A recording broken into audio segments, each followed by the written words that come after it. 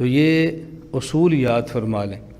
جب ہم کہتے ہیں قرآن کریم اللہ رب العزت کی کتاب ہے، قرآن کریم اللہ کا کلام ہے، اس کے اللہ کے کلام ہونے پر خود دلیل قرآن کریم میں یہ ہے کہ اللہ رب العزت نے چیلنج فرمایا ہے کہ اس جیسی کتاب تم لاؤ۔ اگر اس جیسی کتاب انسان لے آئیں تو اس کا معنی یہ کتاب بھی انسان کی ہے، اور اس جیسی اگر کتاب انسان نہ لا سکیں تو اس کا معنی کہ یہ کتاب بھی انسان کی نہیں بلکہ یہ کتاب بھی اللہ رب العزت کی طرف سے ہے۔ تو معراج حضور اکرم صلی اللہ علیہ وسلم کا اعجاز بھی ہے اور حضور اکرم صلی اللہ علیہ وسلم کا اعزاز بھی ہے۔ اللہ رب العزت دنیا میں کسی بھی انسان کو محروم نہیں فرماتے۔ جو محنت دنیا کے لیے کرتا ہے اللہ کچھ نہ کچھ اس کو دنیا میں دے دیتے ہیں، جو آخرت کے لیے کرتا ہے اللہ اس کی محنت کا صلہ دنیا میں بھی دیتے ہیں اور آخرت میں ضرور عطا فرمائیں گے۔ جو شخص اللہ کے لیے قربانی دیتا ہے، اللہ کے لیے محنت کرتا ہے، تو جس سطح کی محنت کرے اسی سطح کی اللہ اس کو عزتیں بھی عطا فرماتے ہیں۔ نبی کریم صلی اللہ علیہ وسلم کائنات میں اللہ کی ذات کے بعد سب سے بڑی شخصیت ہے، اور حضور اکرم صلی اللہ علیہ وسلم نے قربانی اتنی زیادہ دی ہے کہ جس کا دنیا میں انسان تصور بھی نہیں کر سکتا۔ میں چند پہلو عرض کرتا ہوں جس سے آپ کو اندازہ ہو کہ آپ نے کتنی بڑی قربانی دی ہے۔ ایک شخص جو مزدوری کرتا ہے اور روزانہ دن کو کما کر رات کو کھاتا ہے، اس کو روزانہ روٹی ملتی ہے، صبح بھی اور شام کو بھی۔ اب یہ شخص اگر اللہ کے دین کی وجہ سے ایک دن مزدوری نہ کرے اور اس کو ایک دن کا فاقہ کاٹنا پڑے تو واقعتاً قربانی ہے۔ لیکن ایک وہ شخص کہ جس کے پاس اتنا مال موجود ہے، وہ سال میں ایک دن بھی مزدوری نہ کرے پھر بھی روزانہ 3 ٹائم کھانا کھائے تو کھانا ختم نہیں ہوتا۔ اب ایک شخص جس کے پاس روزانہ 200 روپے ہوتے ہیں اور دین کے لیے قربانی دے اور ایک دن فاقہ کاٹ لے، قربانی تو اس کی بھی ہے، اور جس کی جیب میں کروڑوں روپیہ ہوں اگر وہ دین کی خاطر فاقہ کاٹے قربانی اس کی بھی ہے، لیکن دونوں کی قربانی میں کتنا بڑا فرق ہے۔ ایک وہ شخص کہ جس کے پاس سائیکل ہے اور اس کو اللہ کے دین کی خاطر 10 کلومیٹر پیدل چلنا پڑے، قربانی اس کی بھی ہے۔ اور ایک وہ شخص جو جب سے پیدا ہوا تب سے لینڈ کروزر سے نیچے سفر نہ کرے اور اس کو اللہ کے دین کی خاطر 10 کلومیٹر چلنا پڑے، قربانی اس کی بھی ہے، لیکن دونوں کی قربانی میں کتنا بڑا فرق ہے۔ تو حضور اکرم صلی اللہ علیہ وسلم کی قربانی، اب یہ پس منظر اور بیک گراؤنڈ ذہن میں رکھ کے سوچیں تو آپ کو اندازہ ہوگا کہ نبی پاک صلی اللہ علیہ وسلم کی کتنی بڑی قربانی ہے۔ یعنی وہ شخص کہ جس کی وجہ سے اللہ نے انسان کو بنایا ہے، وہی انسان ان کو پتھر مارتا ہے اور برداشت فرما رہے ہیں۔ وہ شخص کہ جس کی وجہ سے اللہ نے دولت پیدا فرمائی ہے، اس کے گھر میں دولت نہیں، قربانی دے رہا ہے۔ وہ شخص کہ جس کے سبب سے خدا نے رزق پیدا فرمایا ہے، اس کے گھر میں 2 مہینے کا فاقہ چل رہا ہے، تو کتنی بڑی قربانی ہے۔ جب یہ پس منظر ذہن میں رکھیں گے تو پھر سمجھ آئے گا کہ حضور اکرم صلی اللہ علیہ وسلم کی کتنی بڑی قربانی ہے۔ اور جب یہ پس منظر نہیں ہوگا تو پھر بندہ کہتا ہے اگر آپ نے 2 دن فاقہ کاٹا تو 10 دن تو میں نے بھی کاٹ لیا ہے، تو فرق کیا ہوا؟ الیاذ باللہ، بہت بڑا فرق ہے۔ تو رسول اکرم صلی اللہ علیہ وسلم کی آپ قربانی ذہن میں رکھیں۔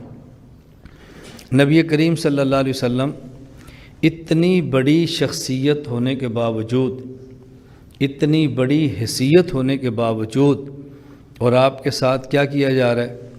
سجدے میں ہیں تو کمر پہ اوجری رکھی جا رہی ہے، مکہ کی گلیوں میں ہیں تو کانٹے بچھائے جا رہے ہیں، آپ دعوت دیتے ہیں تو لوگ پتھر مار رہے ہیں، آپ دین کی بات کرتے ہیں تو لوگ پاگل کہہ رہے ہیں الیاذ باللہ، اور رسول اکرم صلی اللہ علیہ وسلم اف تک نہیں فرما رہے۔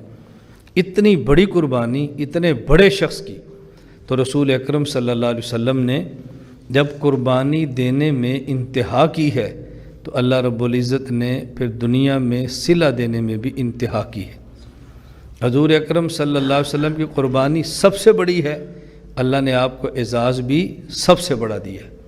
تو میں اس لیے کہہ رہا ہوں کہ معراج آپ کا اعزاز بھی ہے اور آپ کا اعزاز بھی ہے، اس کو سمجھنا ضروری ہے۔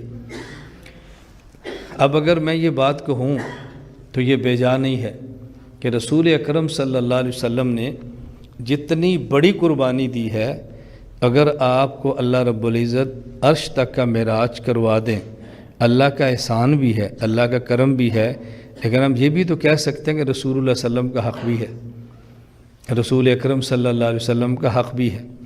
اور یہ اگر ہمارے دماغ میں بیٹھ جائے تو آپ یقین فرمائیں وہ شخص جو دین کی خاطر قربانی دیتا ہے، اگر اللہ اس کو دنیا کی نعمتوں سے نواز دینا تو پھر گلے اور شکوے ختم ہو جاتے، پھر گلے نہیں رہتے، پھر بندہ خوش ہوتا ہے کہ نہیں ان کا حق ہے، ان کو اعزاز ملنا چاہیے، ان کے پاس اور چیزیں آنی چاہیے۔ اللہ ہم سب کو یہ باتیں سمجھنے کی توفیق عطا فرمائے۔ نبی کریم صلی اللہ علیہ وسلم کا اعزاز ہے اور آپ کا اعزاز بھی ہے، وہ کیا؟ معراج۔ معراج کا خلاصہ حضور اکرم صلی اللہ علیہ وسلم حضرت ام ہانی کے گھر سے حتیم کعبہ اور پھر حتیم کعبہ سے عرش معلیٰ تک، یہ آپ کا طویل ترین سفر ہے، بڑے مختصر وقت میں بہت لمبا سفر ہے۔ اتنے تھوڑے وقت میں اتنا لمبا سفر نہ آج تک کسی نے کیا ہے اور نہ ہی قیامت تک کسی نے کرنا ہے۔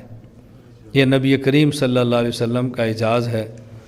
حضور اکرم صلی اللہ علیہ وسلم کا یہ معراج والا واقعہ ہمارا اہل السنت والجماعت، احناف، مالکیہ، شوافع، حنابلہ تمام کا یہ عقیدہ ہے کہ یہ معراج آپ کے اس جسم مبارک کو اللہ رب العزت نے کرایا، دنیا والے جسم کے ساتھ آپ نے یہ معراج فرمایا، ان کانوں دنیا والے جسمانی کانوں کے ساتھ اللہ رب العزت کی گفتگو سے مات فرمائی، اور دنیا والے جسم کی جو آنکھیں ہیں ان آنکھوں کے ساتھ اللہ رب العزت کا آپ نے دیدار فرمایا ہے۔ اس کو یوں کہتے ہیں کہ نبی کریم صلی اللہ علیہ وسلم کا معراج یہ معراج جسمانی ہے۔ یہ بہت اہم مسئلہ ہے، اس کو دلائل سے سمجھنا۔ اور ایک بہت بڑا طبقہ جسمانی معراج کا منکر ہے، وہ کہتے ہیں آپ کو معراج جسمانی نہیں ہوا بلکہ آپ کو معراج روحانی ہوا ہے۔ معراج روحانی کا معنی کہ نبی کریم صلی اللہ علیہ وسلم سو رہے تھے، آرام فرما رہے تھے، تو نبی پاک صلی اللہ علیہ وسلم کی روح مبارک کو عالم خواب میں اللہ پاک نے یہ معراج کروایا ہے، سفر کروایا ہے اور عرش تک لے کر گئے ہیں، گفتگو فرمائی ہے اور آپ نے اللہ کا دیدار فرمایا، آپ کے جسم نے نہیں بلکہ آپ کی روح مبارک نے۔ یہ ایک نظریہ چل رہا ہے۔ ہمارا موقف کیا ہے کہ آپ کو معراج جسمانی ہوا ہے، آپ کے جسم مبارک نے یہ سفر فرمایا۔ اس پر دلائل تو میں دیتا ہوں، اصولی بات بھی اب ذہن میں رکھ لینا۔ یہ آپ کا معراج جسمانی تھا، اس پر ایک دلیل تو یہ ہے کہ قرآن کریم نے جب یہ واقعہ ذکر فرمایا تو فرمایا سبحان الذی اسریٰ بعبدہ، یہاں پہ لفظ عبد کو ذکر فرمایا، اور لفظ عبد یہ رسول اکرم صلی اللہ علیہ وسلم کی روح کو نہیں کہتے بلکہ لفظ عبد آپ کے اس جسم پر ہوتا ہے جس جسم کے ساتھ روح کا تعلق ہو۔ تو بعبدہ ہی کہنا اس بات کی دلیل ہے کہ یہ معراج نبی پاک صلی اللہ علیہ وسلم کا جسمانی تھا۔ دوسری دلیل، رسول اکرم صلی اللہ علیہ وسلم کا معراج براق پر سوار ہو کے ہوا ہے، اور براق پر سوار ہونا یہ خاصہ روح کا نہیں ہے، یہ خاصہ جسم کا ہے۔ معلوم ہوتا ہے آپ کا معراج جسمانی تھا۔ دلیل نمبر 3، نبی کریم صلی اللہ علیہ وسلم جب معراج کے لیے تشریف لے گئے ہیں تو کفار مکہ نے انکار کیا ہے، استہزاء کیا ہے، مذاق اڑایا ہے، ماننے سے انکار کیا ہے۔ اس کو بہت عجیب سمجھا ہے، اور بہت عجیب تبھی سمجھا جاتا ہے جب آپ کا یہ دعویٰ ہوتا کہ میرا جسم کیا ہے۔ اگر آپ یہ دعویٰ فرماتے میں سویا تھا اور میں نے خواب میں دیکھا ہے تو خواب پر تو کسی کو اعتراض ہوتا ہی نہیں۔ آپ میں سے کوئی بندہ آنکھ لگ جائے اور ساتھ والا ساتھی اس کو اٹھائے اور وہ یہ کہ یار تو نے مجھے اٹھا دیا ہے، میں تو بھی خواب میں مدینہ پاک گیا تھا، کوئی بھی اعتراض نہیں کرے گا۔ اور اگر کہہ دیا یار تو نے مجھے اٹھا دیا ہے، میں تو مدینہ پاک بیٹھا ہوا تھا، سب مذاق اڑائیں گے، یار کیسی بات تو کرتا ہے۔ تو اگر رسول اکرم صلی اللہ علیہ وسلم کا دعویٰ ہوتا کہ میں خواب کی حالت میں گیا ہوں، مشرکین مکہ اعتراض نہ کرتے۔ مشرکین مکہ کا انکار خواب کی وجہ سے نہیں تھا، بلکہ آپ کے جسمانی اقرار کی وجہ سے تھا۔ اور چوتھی اور سب سے اہم بات جو بنیادی ہے اس کو ذہن نشین فرمائیں، نبی کریم صلی اللہ علیہ وسلم کا اعجاز بھی ہے اور آپ کا اعزاز بھی ہے۔ اب سوال یہ ہے کہ اگر حضور پاک یہ دعویٰ کریں کہ میں سویا تھا، میں نے خواب میں دیکھا مدینہ گیا ہوں، میں نے خواب میں دیکھا میں سدرۃ المنتہا گیا ہوں، میں نے خواب میں دیکھا نبیوں کا امام بنا ہوں، تو یہ آپ کا معجزہ نہیں ہے، کیوں خواب میں اتنا لمبا سفر تھوڑی دیر میں کرنا اور خواب میں نبیوں کا امام بن جانا یہ کوئی معجزہ نہیں ہے۔ معجزہ بنتا ہی تب ہے جب خواب نہ بلکہ آپ کے یہ جسم کے ساتھ اس واقعہ کا تعلق۔ اور دوسری بات یہ آپ کا اعزاز ہے، اس کو سمجھیں۔ اعزاز کس بنیاد پر ہے کہ جتنی بڑی کوئی شخص قربانی دیتا ہے اتنی ہی اس کو عزت دی جاتی ہے۔ تو یہ سجدے میں آپ جا رہے ہیں اور آپ کے کمر مبارک پہ اوجری لادی جا رہی ہے، یہ روح سجدہ کر رہی تھی، جسم کر رہا تھا؟ یہ جو مدینہ مکہ مکرمہ آپ چل رہے ہیں اور آپ کے پاؤں کے سامنے کانٹے بچھا رہے ہیں، تو یہ پاؤں جسم کے چل رہے تھے، روح چل رہی تھی۔ رسول اکرم صلی اللہ علیہ وسلم مکہ مکرمہ سے طائف گئے ہیں اور دشمنان دین نے پتھر مارے اور آپ کا خون نکلا ہے، تو یہ خون روح سے نکلا ہے، جسم سے نکلا ہے؟ رسول اکرم صلی اللہ علیہ وسلم جب آپ ایک خاص وادی میں شیب ابی طالب میں 3 سال تک آپ کا بائیکاٹ ہوا، تو یہ بائیکاٹ آپ کے جسم کا ہو رہا تھا، روح کا ہو رہا تھا۔ نبی کریم صلی اللہ علیہ وسلم کی زوجہ مطہرہ ام المومنین حضرت خدیجہ الکبریٰ رضی اللہ تعالیٰ عنہ آپ کی غمخوار تھی، اور جب ان کا انتقال ہو آپ کو دکھ محسوس ہوا، تو حضرت خدیجہ کا تعلق حضور پاک سے جسمانی تھا یا روحانی تھا؟ جسمانی تعلق تھا، اور اس کی وجہ سے خدمت بھی کرتی تھی، اور خدمت آپ کے بدن مبارک کی ہوتی تھی، اور ان کے جانے پر آپ کے بدن مبارک کو صدمہ بھی ہے، تکلیف بھی ہوئی ہے، روحانی تکلیف ضرور ہے، لیکن اصل ساری تکالیف جسم برداشت کر رہا ہے، تو پھر اعزاز بھی جسم کا ہونا چاہیے نا۔ تو تکالیف مشقت برداشت کرے جسم اور خواب میں مزے کرتی رہے روح، تو جسم کو اعزاز تو پھر نہ ہوا۔ اور یہ بات اچھی طرح سمجھیں، اعزاز کب ہوتا ہے؟ اعزاز ہوتا کب ہے؟ کوئی ہو سکتا ہے آپ کو یہ دھوکہ دے کہ نہیں رسول اکرم صلی اللہ علیہ وسلم کا جسم مبارک بھی تھا، آپ کی روح بھی تھی، روحانی طور پر آپ عرش پہ گئے ہیں۔ کوئی بندہ روحانی طور پر تو کبھی عرش پہ بھی نہیں گیا، اعزاز تو آپ کا پھر بھی ہے۔ یہ بات اچھی طرح سمجھنا، اعزاز کا مطلب یہ ہوتا ہے کہ جن کے سامنے آدمی جس کی وجہ سے تکلیف اٹھائے اس کو عزت ان کے سامنے دو۔ توجہ رکھنا، جس کی وجہ سے جس کے سامنے تکلیف اٹھائیں تو عزت اس کو ان کے سامنے دو، اس کو کہتے ہیں اعزاز۔ نبی کریم صلی اللہ علیہ وسلم کی دنیا میں روح نظر نہیں آ رہی، بلکہ آپ کا جسم مبارک نظر آ رہا ہے۔ اب نظر آ رہا ہے جسم، قربانی دے رہا ہے جسم، لڑائی ہو رہی ہے مشرکین کی آپ کے جسم سے۔ اب اگر آپ کی روح کو اعزاز مل بھی جائے جس کا کسی کو علم میں بھی نہ آئے، تو یہ اعزاز نہیں ہوگا۔ اعزاز تب ہوگا کہ جن کے سامنے جو جسم ڈٹا ہوا ہے، عزت اس جسم کی ہو، تاکہ لوگوں کو پتہ چلا جائے کہ جو اللہ کے لیے جسم قربانی دیتا ہے، اللہ دنیا میں اس جسم کو اس طرح اعزاز سے نوازتے ہیں۔ تو یہ آپ کا معراج جسمانی تھا، آپ کا معراج روحانی نہیں تھا۔ بعض لوگ ام المومنین امی عائشہ رضی اللہ تعالیٰ عنہ کی حدیث مبارک پیش فرما دیتے ہیں کہ امی عائشہ رضی اللہ تعالیٰ عنہ فرمایا کرتی کہ رسول اکرم صلی اللہ علیہ وسلم کا معراج روحانی تھا۔ حضرت امی عائشہ رضی اللہ تعالیٰ عنہ نبی پاک صلی اللہ علیہ وسلم کے نکاح میں آئی ہیں مکہ مکرمہ جب آپ کی آخری سال چل رہے ہیں، اور ان کی رخصتی ہوئی ہے مکہ مکرمہ میں نہیں بلکہ مدینہ منورہ میں۔ اب امی عائشہ حضور کی بیوی بن کر حضور کے گھر آئی ہیں مدینہ میں، اور معراج ہو رہا ہے مکہ میں۔ امی عائشہ فرماتی ہیں حضور کا معراج روحانی ہے۔ اب امی عائشہ تو حضور کے گھر مدینہ میں آ رہی ہیں، اور واقعہ مدینہ میں آنے سے پہلے مکہ کا ہے۔ اس وقت امی عائشہ بہت چھوٹی عمر کی ہیں، حضور کے گھر میں آئی نہیں ہیں، تو امی عائشہ کس معراج کی بات فرما رہی ہیں؟ یہ روحانی ہے۔ اس کا معنی یہ ہے کہ جو معراج مکہ میں تھا امی عائشہ اس کی بات نہیں کر رہی، جو امی عائشہ نے معراج دیکھا حضور کے گھر میں وہ مدینہ میں تھا، اس کی بات فرما رہی ہے۔ اس کا معنی یہ ہے کہ نبی پاک صلی اللہ علیہ وسلم کا معراج 2 مرتبہ ہے۔ ایک آپ کا معراج جسمانی ہے جو مکہ مکرمہ میں ہے، اور ایک معراج روحانی ہے خواب والا جو کہ مدینہ منورہ میں۔ اس میں کوئی اختلاف ہی نہیں ہے، اس میں کوئی الجھن کی بات ہی نہیں ہے۔ آپ میں سے اللہ توفیق دیتا کسی کو عمرے کے لیے مکہ مکرمہ چلا جاتا ہے، مکہ مکرمہ دیکھ آیا، اب واپس آیا تو کہتے ہیں استاد جی خواب آئی، دل نہیں لگتا، رات ستا تو پھر مکے پہنچ گیا، رات سویا تو پھر مکہ پہنچ گیا تھا، بس ایسا مکہ یاد آ رہا ہے۔ کوئی بندہ کہہ رہا ہے کہ جھوٹ بول رہا ہے؟ نہیں بھائی، 1 مہینہ پہلے اس کا جسم گیا تھا، مہینے بعد روح چلی گئی ہے۔ تو رسول اللہ صلی اللہ علیہ وسلم نے مکہ مکرمہ میں جسمانی معراج فرما لیا، مدینہ منورہ میں تو روحانی معراج پھر ہو گیا، اس میں اختلاف کی بات ہی نہیں۔ میں یہ بات اس لیے عرض کر رہا ہوں کہ اس کو سمجھیں اچھی طرح۔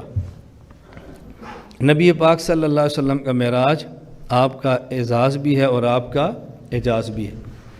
اللہ رب العزت نے رسول اکرم صلی اللہ علیہ وسلم کا جب معراج کا واقعہ ذکر فرمایا تو قرآن کریم 15 نمبر پارہ سورہ بنی اسرائیل کی پہلی آیت، سبحان الذی اسریٰ بعبدہ لیلا من المسجد الحرام الی المسجد الاقصی الذی بارکنا حولہ لنریہ من آیاتنا انہ هو السمیع البصیر۔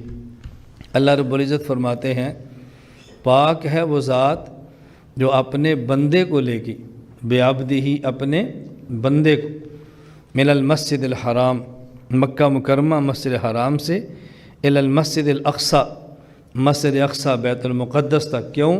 لنریہ من آیاتنا تاکہ ہم اپنے بندے کو اپنی نشانیاں دکھائیں۔ انہ هو السمیع البصیر، اللہ رب العزت سنتے بھی ہیں، اللہ رب العزت دیکھنے والے بھی ہیں۔ یہاں جو بات سمجھنے کی ہے، بعبدہ فرمایا۔ نبی کریم صلی اللہ علیہ وسلم جب ہم کلمہ پڑھتے ہیں تو لا الہ الا اللہ محمد الرسول اللہ کہتے ہیں، رسول اللہ صلی اللہ علیہ وسلم، اور یہاں اللہ رب العزت نے برسول ہی بھی نہیں فرمایا، بنبی بھی نہیں فرمایا، بلکہ بعبدہ ہی فرمایا۔ سبحان الذی اسریٰ بعبدہ، عبد ہی فرمایا۔ نبی کریم صلی اللہ علیہ وسلم کے بہت زیادہ صفاتی نام ہیں، بشیر ہیں، نذیر ہیں، مبشر ہیں، سراج ہیں، دائی ہیں، مبلغ ہیں، مزمل ہیں، مدثر ہیں، کئی نام ہیں آپ کے، اور آپ کی صفات ہے کئی، لیکن ان تمام صفات میں سے صفت عبدیت کا ذکر فرمایا ہے۔ سبحان الذی اسریٰ بعبدہ ہی نہیں، بنور ہی نہیں فرمایا، برسول ہی نہیں فرمایا، بنبی ہی نہیں فرمایا، بلکہ فرمایا تو بعبدہ ہی۔ یہ صفت عبدیت اس موقع پر اللہ رب العزت نے کیوں ذکر فرمائی ہے؟ اس پر مختلف حضرات نے مختلف کلام فرمائے ہیں، اپنے ذوق کے مطابق دلائل فرمائے ہیں۔ مولانا قادری رحمۃ اللہ علیہ نے سیرت المصطفیٰ میں ذکر فرمایا، اس کا خلاصہ کیا ہے کہ رسول اکرم صلی اللہ علیہ وسلم کی جو صفات تھی، ان صفات میں سے آپ کو سب سے زیادہ پسندیدہ صفت عبدیت تھی۔ خود آپ کو سب سے زیادہ پسند یہ تھا صفت عبدیت۔ تو جو صفت آپ کو سب سے زیادہ پسند تھی نا، اللہ نے واقعہ معراج کا تذکرہ کرتے ہوئے اسی صفت عبدیت کو ذکر فرمایا ہے۔ نبی کریم صلی اللہ علیہ وسلم جب کھانے کے لیے تشریف رکھتے تو آپ ایسے بیٹھتے جیسے کوئی غلام بیٹھا ہوتا ہے، اور حضور خود فرماتے کہ میں عبد ہوں اور میرا جی چاہتا ہے میں ایسے کھاؤں جیسے عبد اور غلام کھاتا ہے۔ کھانا کھاتے وقت اس انداز میں کھانا کھانا کہ دیکھنے والا محسوس کرے کہ اس کو کھانے کی ضرورت ہے، یہ ہے عبدیت۔ دیکھنے والا محسوس کرے کہ اس کھانے کا محتاج ہے، دیکھنے والا محسوس کرے کہ خود کو کھانے کی طرف یہ رغبت والا سمجھتا ہے، یہ عبدیت ہے۔ ایک تو آپ کو عبدیت کی صفت پسند تھی، اس لیے اللہ رب العزت نے عبدہ یہ ذکر فرمایا۔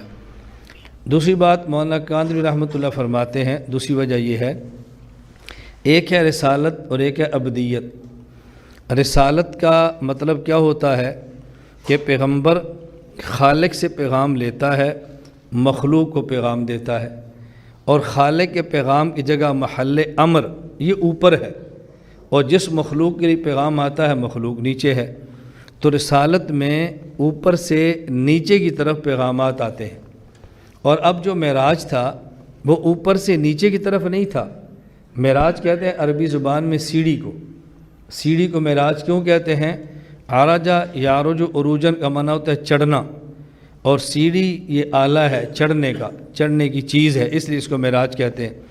اور یہاں معراج میں اوپر سے نیچے نہیں آنا بلکہ نیچے سے اوپر جانا ہے۔ تو رسالت میں پیغام اوپر سے نیچے آتا ہے، اور عبدیت میں عبد کے جو احکام، عبد کے اعمال ہیں وہ نیچے سے اوپر کی طرف جاتے ہیں۔ یہاں معاملہ ایسا تھا اوپر سے نیچے نہیں، نیچے سے اوپر، اور یہ عبدیت ہے، اس لیے یہاں پر برسول نہیں فرمایا بلکہ عبد ہی فرمایا ہے۔ اور تیسری وجہ جو مولانا ادریس کاندھلوی رحمۃ اللہ نے لکھی ہے، وہ فرماتے ہیں کہ رسول اکرم صلی اللہ علیہ وسلم کا یہ سفر اتنا عجیب تھا کہ آپ کا معتقد خام خواہ نبی پاک صلی اللہ علیہ وسلم کا معتقد ہونے کے باوجود مزید آپ کا عاشق بنتا ہے۔ تو ظاہری خدشہ ایسے ہے کہ کوئی بندہ نبی کریم صلی اللہ علیہ وسلم کا مختصر وقت میں اتنا طویل سفر دیکھنے کے بعد کہ آپ کی پوجا کرنے کی تیاری شروع نہ کر دے کہ حضور تو اتنے بڑے ہیں، ان کو پوجنا چاہیے، اتنے بڑے ہیں، ان کی عبادت کرنی چاہیے۔ کوئی فرشتے کو پوجتا تھا، کوئی ستارے کو پوجتا ہے، کوئی چاند کو پوجتا ہے، اور کوئی سورج کو پوجتا ہے، کوئی بت بنا کے پوجتا ہے۔ تو لوگ چھوٹی چھوٹی باتوں پر پوجنا شروع کرتے ہیں۔ تو رسول اللہ صلی اللہ علیہ وسلم کا اتنا عظمت والا واقعہ سننے اور دیکھنے کے بعد کوئی بندہ حضور کو معبود سمجھ کر پوجنا نہ شروع کر دے، اللہ نے فرمایا سبحان الذی اسریٰ بعبدہ، اتنا بڑا ہونے کے باوجود میرا محمد معبود نہیں بنتا، عبد ہی رہتا ہے، معبود نہیں بن جاتا، عبد ہی رہتا ہے، تاکہ لوگوں کے ذہن میں رسول اللہ صلی اللہ علیہ وسلم کی شان معبودیت نہ آ جائے بلکہ شان عبدیت برقرار رہے۔ اس لیے فرمایا سبحان الذی اسریٰ بعبدہ۔ اس کی ایک توجیہ جو میں عرض کرتا ہوں وہ بھی آپ سنیں کہ سبحان الذی اسریٰ بعبدہ یہاں پر عبدی کیوں فرمایا؟ اس کی وجہ یہ ہے، حدیث پاک میں ہے، نبی کریم صلی اللہ علیہ وسلم نے فرمایا من تواضع للہ رفعہ اللہ، جو شخص اللہ کے لیے عاجزی اختیار کرتا ہے اللہ اس شخص کو رفعتیں اور بلندیاں عطا فرماتے ہیں۔ یہ تو ہو گیا ضابطہ کہ جو شخص اللہ کے لیے عاجزی اختیار کرتا ہے اللہ اس شخص کو رفعت اور بلندی عطا فرماتے ہیں۔ اب اگلی بات کہ جتنی عاجزی اختیار کر لے گا اللہ اتنی بلندی عطا فرمائیں گے، جتنا جھکے گا اللہ اتنا اٹھائیں گے۔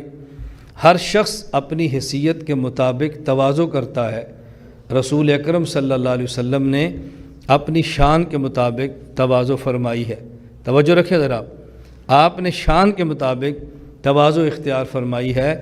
اس کا مطلب یہ ہے کہ رسول اکرم صلی اللہ علیہ وسلم اللہ کی ذات کے بعد سب سے بڑے ہونے کے باوجود آپ نے عاجزی کرنے میں انتہا کر دی ہے، اور اللہ رب العزت نے اپنے محبوب کو بلندیاں دینے میں انتہا کر دی ہے۔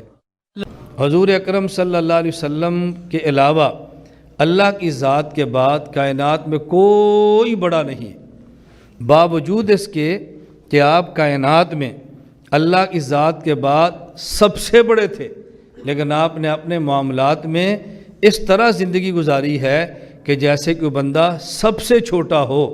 اس سے زیادہ زندگی کیا ہو سکتی ہے کہ ایک شخص نبی پاک صلی اللہ علیہ وسلم کے گریبان میں کپڑا ڈالتا ہے کہ آپ نے مجھ سے قرض لیا تھا، آپ نے واپس کیوں نہیں کیا، اور صحابی آگے بڑھتا ہے تو آپ فرماتے ہیں نا لصاحب الحق مقال، جس شخص نے لینا ہوتا ہے نا اس کو بات کرنے کا حق بھی ہوتا ہے، آپ اس کو کچھ نہ کہو۔ کسی آدمی کی دنیا میں تھوڑی سی بھی حیثیت ہو وہ اس بات کے لیے کبھی بھی تیار نہیں ہوتا۔ نبی پاک صلی اللہ علیہ وسلم جو سبب وجود کائنات ہیں، اور آپ کی خاطر خدا نے کل جہان کو پیدا فرمایا ہے، اتنا بڑا آدمی، اور آپ نے اتنا اپنے مقام کے مطابق کتنے بڑے تھے، لیکن آپ نے کس طرح خیال فرمایا ہے؟ آپ مدینہ منورہ گزر رہے ہیں، ایک خاتون آپ سے کہتی ہے کہ میں نے مسئلہ ہے، وہیں بیٹھ جاتے ہیں، فرمایا کیا مسئلہ ہے؟ وہاں بیٹھ کے سن لیا۔ تھوڑی سی کسی کو عزت مل جائے تو وہ بندہ اتنی بات کے لیے تیار نہیں ہوتا، اور آپ کا مقام دیکھیں اور آپ امت کی رعایت دیکھیں، نبی کریم صلی اللہ علیہ وسلم امت کی رعایت دیکھیں۔ میں گزارش کرنے لگا ہوں، آپ کائنات میں اللہ کے بعد چونکہ سب سے بڑے تھے، اور سب سے بڑے ہو کر آپ نے معاملات ایسے رکھے ہیں کہ چھوٹے سے چھوٹا بھی آپ سے مل لیتا، چھوٹے سے چھوٹا بھی آپ سے بات پوچھ لیتا، چھوٹے سے چھوٹے بھی آپ تک رسائی ہوتی، یعنی اتنا بڑا آدمی، اور آپ نے تواضع میں انتہا کر دی ہے، چھوٹا بن کر دکھانے میں انتہا کر دی ہے، تو اللہ رب العزت نے پھر آپ کو بلندیاں دینے میں بھی انتہا کر دی ہے۔ حضور پر اگر تواضع کی انتہا ہے تو عرش پر پھر اللہ کی عرفت کی بھی انتہا ہے۔ سبحان الذی اسریٰ بعبدہ کہہ کر اللہ رب العزت نے ہمیں بتایا کہ میں نے پیغمبر کو کائنات کا سب سے اعلیٰ مکان عرش والا اور سب سے اعلیٰ مقام اپنے دیدار و گفتگو والا عطا فرمایا، اس کی وجہ انہیں عبدیت میں انتہا کر دی ہے، اور ہم نے آپ کے کمالات دینے میں انتہا کر دی ہے۔ اگر تم چاہتے ہو کہ تمہیں دنیا میں بلندیاں عطا کی جائیں، بے عبدہ ابدیت اختیار کرنا تمہارے ذمہ ہے، اور عفت عطا فرمانا ہمارے ذمہ ہے۔ اللہ رب العزت نے بے عبدہ فرما کے یہ بات ہمیں سمجھائی ہے۔ میں اس لیے گزارش کرتا ہوں، ہمارے یہاں مہمانات آتے رہتے ہیں، مہمان آتے ہیں، ملاقاتیں ہوتی ہیں، اور آج بھی ہمارے ہاں کچھ مہمان تشریف لائے تھے، کچھ کراچی کے تھے، کچھ کوئٹہ کے تھے، تو میں نے ان سے بھی گزارش کی، شاید وہ تشریف لے گئے ہیں، ان نے جانا تھا، ان کا سفر تھا، تو ان کا مجھے فون آیا صبح کہ ہم 9 بجے پہنچیں گے اور ناشتہ کریں گے۔ میں نے کہا ٹھیک ہے۔ وہ 9 بجے نہیں آئے، لیکن ہمارا ناشتہ تیار تھا، ان کو آنے میں 11:30 2.5 گھنٹے لیٹ ہو گئے۔ تو میں نے پھر بھائی خبیب سے کہا بھی ناشتہ لگا ہے، مہمانوں کو آپ کھانا کھلائیں، اب میں نے مطالعہ کرنا ہے، اور اس کے بعد میں 12 بجے لیٹ ہوگا، زور کے بعد پھر میں نے مطالعہ کرنا ہے۔ خیر وہ تشریف لائے، کھانا کھایا، 4:30 بجے میں نے پھر چائے پلائی، بیٹھے رہے۔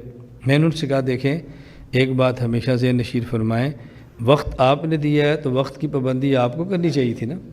ہمارے ہاں تو 9 کا معنی 9 ہی ہے، ہمارے 9 کا معنی 11 نہیں ہے۔ آپ نے 9 فرمایا، ہمارے ہاں ناشتہ 9 بجے لگ گیا ہے۔ اب آپ بتائیں اگر میں نہ ملتا تو آپ نے کہنا تھا کہ مولانا صاحب کے اخلاق ٹھیک نہیں ہے، ہم اتنی دور سے ہیں اور ملاقات نہیں کی، لیکن آپ نے یہ نہیں کہنا کہ ہم نے 2.5 گھنٹے اس کو انتظار کرائی ہے اور قصور ہمارا ہے۔ یہ تو خیر ویسے میں سمجھا رہا تھا۔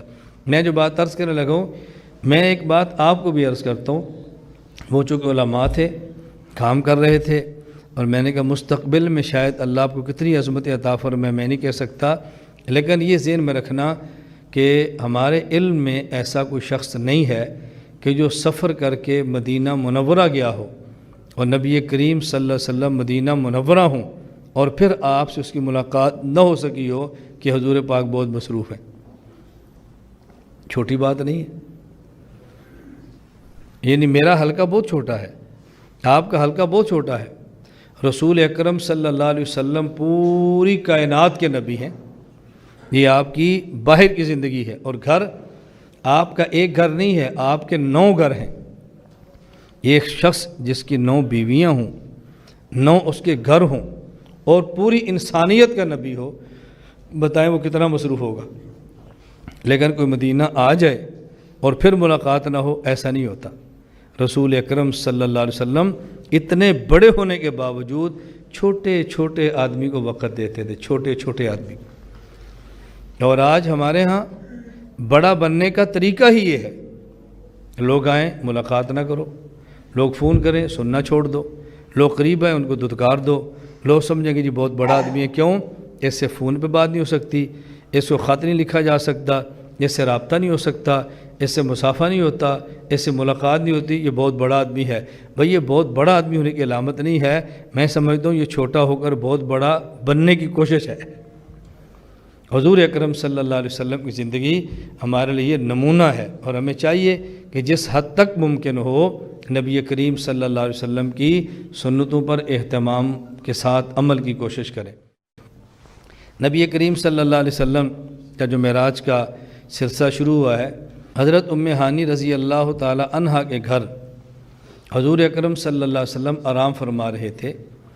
جبرائیل امین ام ہانی کے گھر آئے اور دروازے سے نہیں، ام ہانی گھر کی چھت پھٹی اور آپ چھت سے گھر میں داخل ہوئے، اور اس کے بعد سوئے ہوئے تھے، آپ کو اٹھایا اور وہاں سے اٹھا کے آپ کو لے گئے حتیم کعبہ۔ حتیم کعبہ میں جا کے نبی کریم صلی اللہ علیہ وسلم پھر سو گئے۔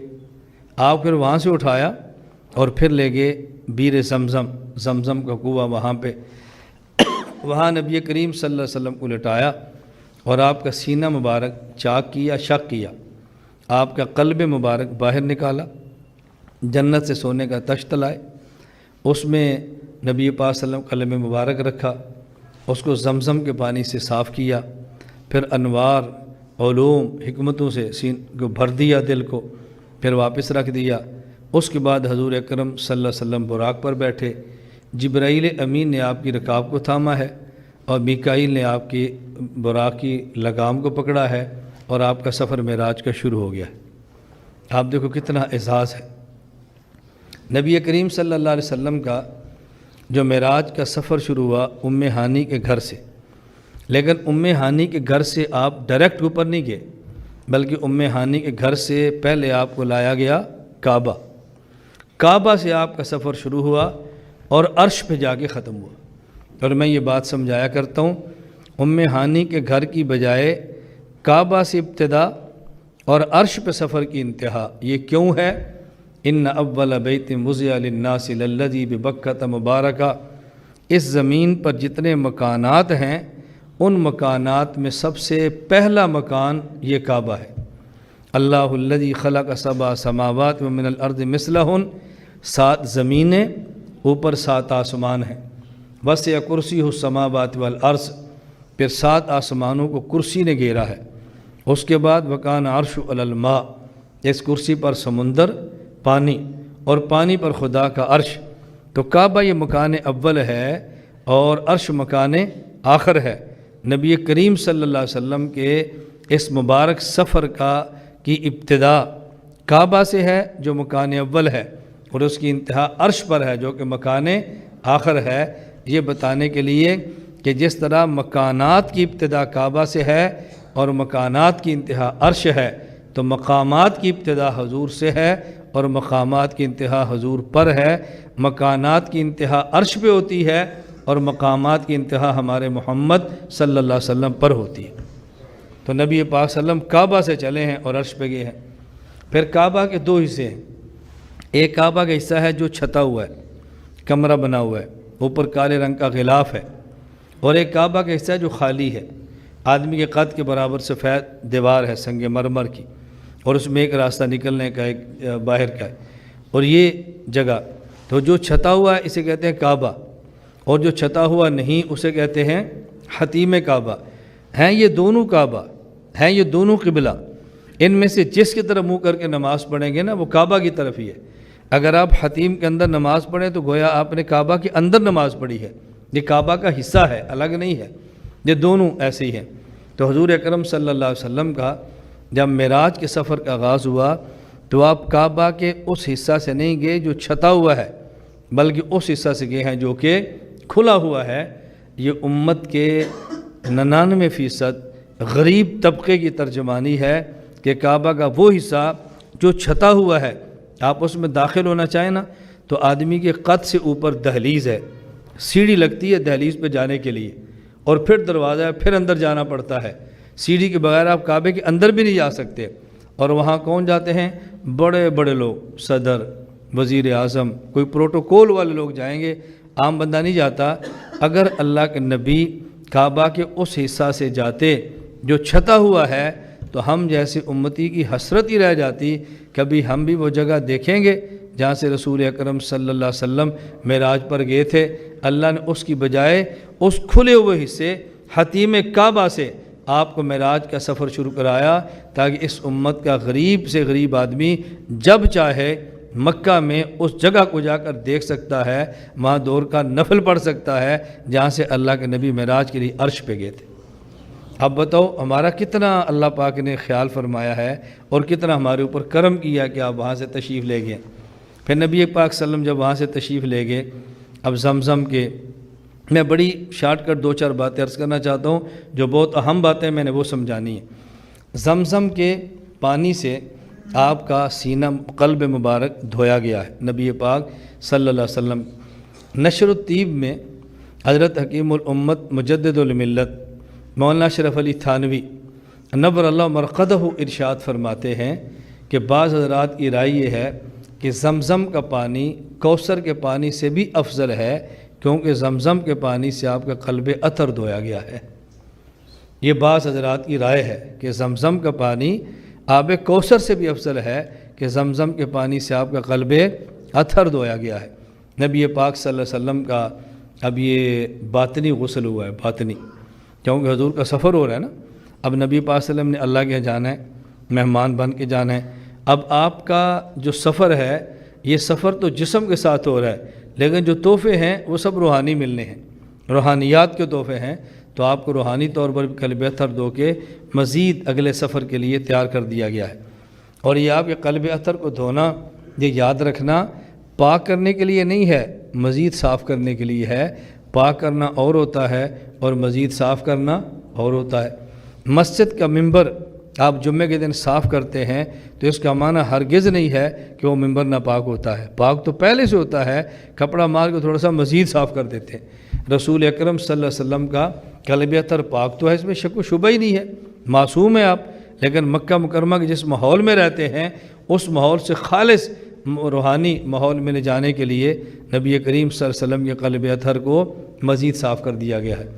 آپ براق پر بیٹھے، آپ کا سفر شروع ہوا، تو جب براق پر تشریف فرما ہوئے تو آپ کے براق کی جو رکاب ہے یہ جبرائیل امین نے تھامی ہے، اور براق کی جو لگام ہے وہ میکائیل نے پکڑی ہے۔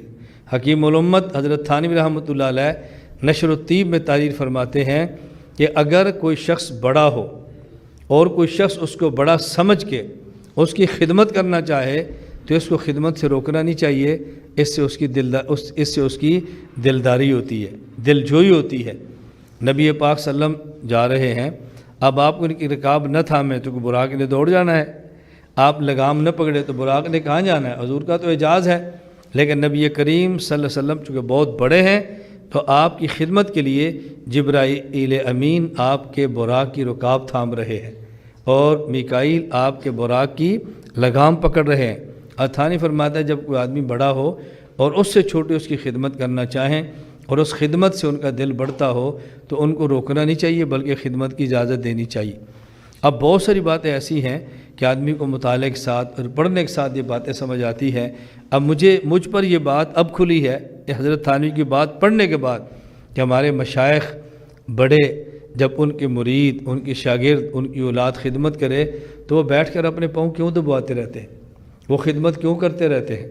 اور یہ بات اچھی طرح سے نشین فرمائیں، جب مطالعے میں ایسی چیزیں آتی جائیں نا پھر آدمی کے اندر عجب نہیں پیدا ہونا چاہیے بلکہ آدمی کے اندر شکر کی کیفیت پیدا ہونی چاہیے، اور اس پر آدمی کا علم بڑھے یا نہ بڑھے لیکن اپنے اوپر جہالت اپنی ضرور کھلتی ہے کہ مجھے یہ بھی نہیں پتہ تھا، مجھے یہ بھی نہیں پتہ تھا، مجھے یہ بھی نہیں پتہ تھا۔ جو صالح عالم ہو، یہ بات اچھی طرح یاد رکھنا، متواضع ہو، صاحب حق ہو، جب اس کا مطالعہ بڑھتا چلا جاتا ہے وہ اس مطالعے پر فخر نہیں کرتا کہ میں بڑا عالم بن گیا ہوں، اس پر اس کی جہالت مزید کھلتی ہے کہ میں جاہل تھا، مجھے ایک اور بات کا پتہ چل گیا ہے۔ جب اس پر اللہ کا شکر ادا کرتا ہے، لئن شکرتم لازیدنکم، اللہ پاک علوم میں مزید برکتیں عطا فرما دیتے۔ میں اس لیے آپ طلباء سے یہ بطور خاص یہ بات کہتا ہوں کہ جب آپ مطالعہ فرمائیں اور ایک بات آپ کے علم میں آئے جو دوسرے کے علم میں نہیں ہے، اس بنیاد پر فخر نہ کرو اور دوسرے پر بڑائی نہ جتاؤ کہ میرا اس سے زیادہ مطالعہ ہے، بلکہ اسے شکر کی کیفیت ہونی چاہیے کہ میرے پاس علم نہیں تھا، مجھے اللہ نے یہ بھی دے دیا، یہ بھی نہیں تھا، یہ بھی دیا تھا۔ تو صاحب حق جو شخص ہے کثرت مطالعہ سے اس پر اپنی جہالت کھلتی ہے، اس پر اللہ کا مزید شکر ادا کرتا ہے، وہ اکڑتا نہیں ہے۔ جب یہ کیفیت ہوگی نا تو پھر انشاءاللہ اکڑیں گے نہیں۔ یہ بات ذہن نشین فرمائیں۔ میں اس لیے گزارش کرتا ہوں، یہ باتیں کتابوں سے نہیں، یہ باتیں صحبت سے ملتی ہیں، یہ باتیں پڑھنے سے نہیں، یہ پاس بیٹھنے سے ملتی ہیں، یہ باتیں سننے سے نہیں، رگڑے کھانے سے ملتی ہیں۔ یہ بات اچھی طرح ذہن نشین فرما لیں۔ ایک حدیث پاک میں ہے، رسول اکرم صلی اللہ علیہ وسلم نے ارشاد فرمایا، جس سے بہت سارے احباب غلط فہمی ہوتی ہے۔ جب کوئی شخص بڑا آتا ہے، لوگ اس کا کھڑے ہو کے استقبال کرتے ہیں یا اس کا نعرہ مار دیتے ہیں، اس کے آنے پر کھڑے ہو جاتے ہیں۔ اچھا، یا اسی طرح ایک آدمی ہے، اور چلیں پہلے اس پر بات کر لیں۔ اس پر بعضوں کو شبہ ہوتا ہے، جی حدیث پاک میں ہے، رسول اکرم صلی اللہ علیہ وسلم فرمایا کہ من سرہ ان یتمثل لہ النار قیاما فلیتبوأ مقعدہ من النار، کہ جس شخص کے دل میں یہ خواہش ہو کہ جب میں آؤں تو لوگ کھڑے ہو کر میرا استقبال کریں، اس کو اپنا ٹھکانہ جہنم میں بنانا چاہیے۔ اب بڑا منع کرتے ہیں، بھائی کھڑے ہو کر استقبال نہ کرو، نبی پاک صلی اللہ علیہ وسلم کی بڑی وعید آئی ہے۔ دوسری حدیث پاک دیکھیں، رسول اکرم صلی اللہ علیہ وسلم تشریف فرما ہیں، آپ کے صحابہ کرام رضی اللہ عنہ مجمعین بیٹھے ہیں، حضرت سعد رضی اللہ تعالیٰ عنہ مدینہ منورہ میں آئے ہیں، آپ اپنے صحابہ سے فرمایا، قوموا الی سیدکم سعد، اپنے سردار سعد کا کھڑے ہو کے استقبال کرو۔ اگر اس پر وعید ہوتی تو رسول اکرم صلی اللہ علیہ وسلم یہ کیوں فرماتے کھڑے ہو کے استقبال کرو؟ اب اس کا معنی یہ ہے کہ ہم نے دونوں حدیثوں کو سمجھنا ہے۔ اس کا مطلب یہ ہے کہ جب کوئی بڑا آئے تو چھوٹوں کو کھڑے ہو کے استقبال کرنا چاہیے، اور جو آنے والا ہے اس کے دل میں نہ ہو کہ لوگ میرا کھڑے ہو کر استقبال کریں۔ اگر آنے والے کے دل میں وہ کھڑے ہو کر استقبال کریں تو یہ بہت بڑا گناہ ہے، اس پر وعید ہے۔ اس کے دل میں نہ ہو اور آپ اس کا استقبال کریں تو یہ وعید میں شامل نہیں ہے۔ دونوں باتیں الگ الگ ہیں۔ میری گزارش ہے، مذاق ہی میں کبھی بطور مذاق کی یہ بات سنایا کرتا ہوں۔ ایک جلسے پر میں گیا تو لوگ کھڑے ہو کے نعرہ مایا، آیا آیا شیر آیا، دیکھو دیکھو کون آیا، شیر آیا شیر نعرہ۔ تو مجھے ایک مولوی صاحب کہنے لگے، دیکھو آپ کا نعرہ لگ رہا ہے، شیر آیا شیر آیا، کوئی بات ہے؟ تو میں نے کہا پھر کیا کہیں، گیدڑ آیا گیدڑ آیا، پھر کیا کہیں؟ بھائی جب شیر آئے گا تو یہ کہیں گے نا شیر آیا۔ اب تمہارے یہاں شیر کا معنی جس کو دم لگی ہو، اور بھائی لفظ شیر کا معنی دم والا نہیں ہوتا۔ لفظ شیر ہماری زبان میں ایک لفظ ہے جو دلیر کے لیے استعمال کیا جاتا ہے۔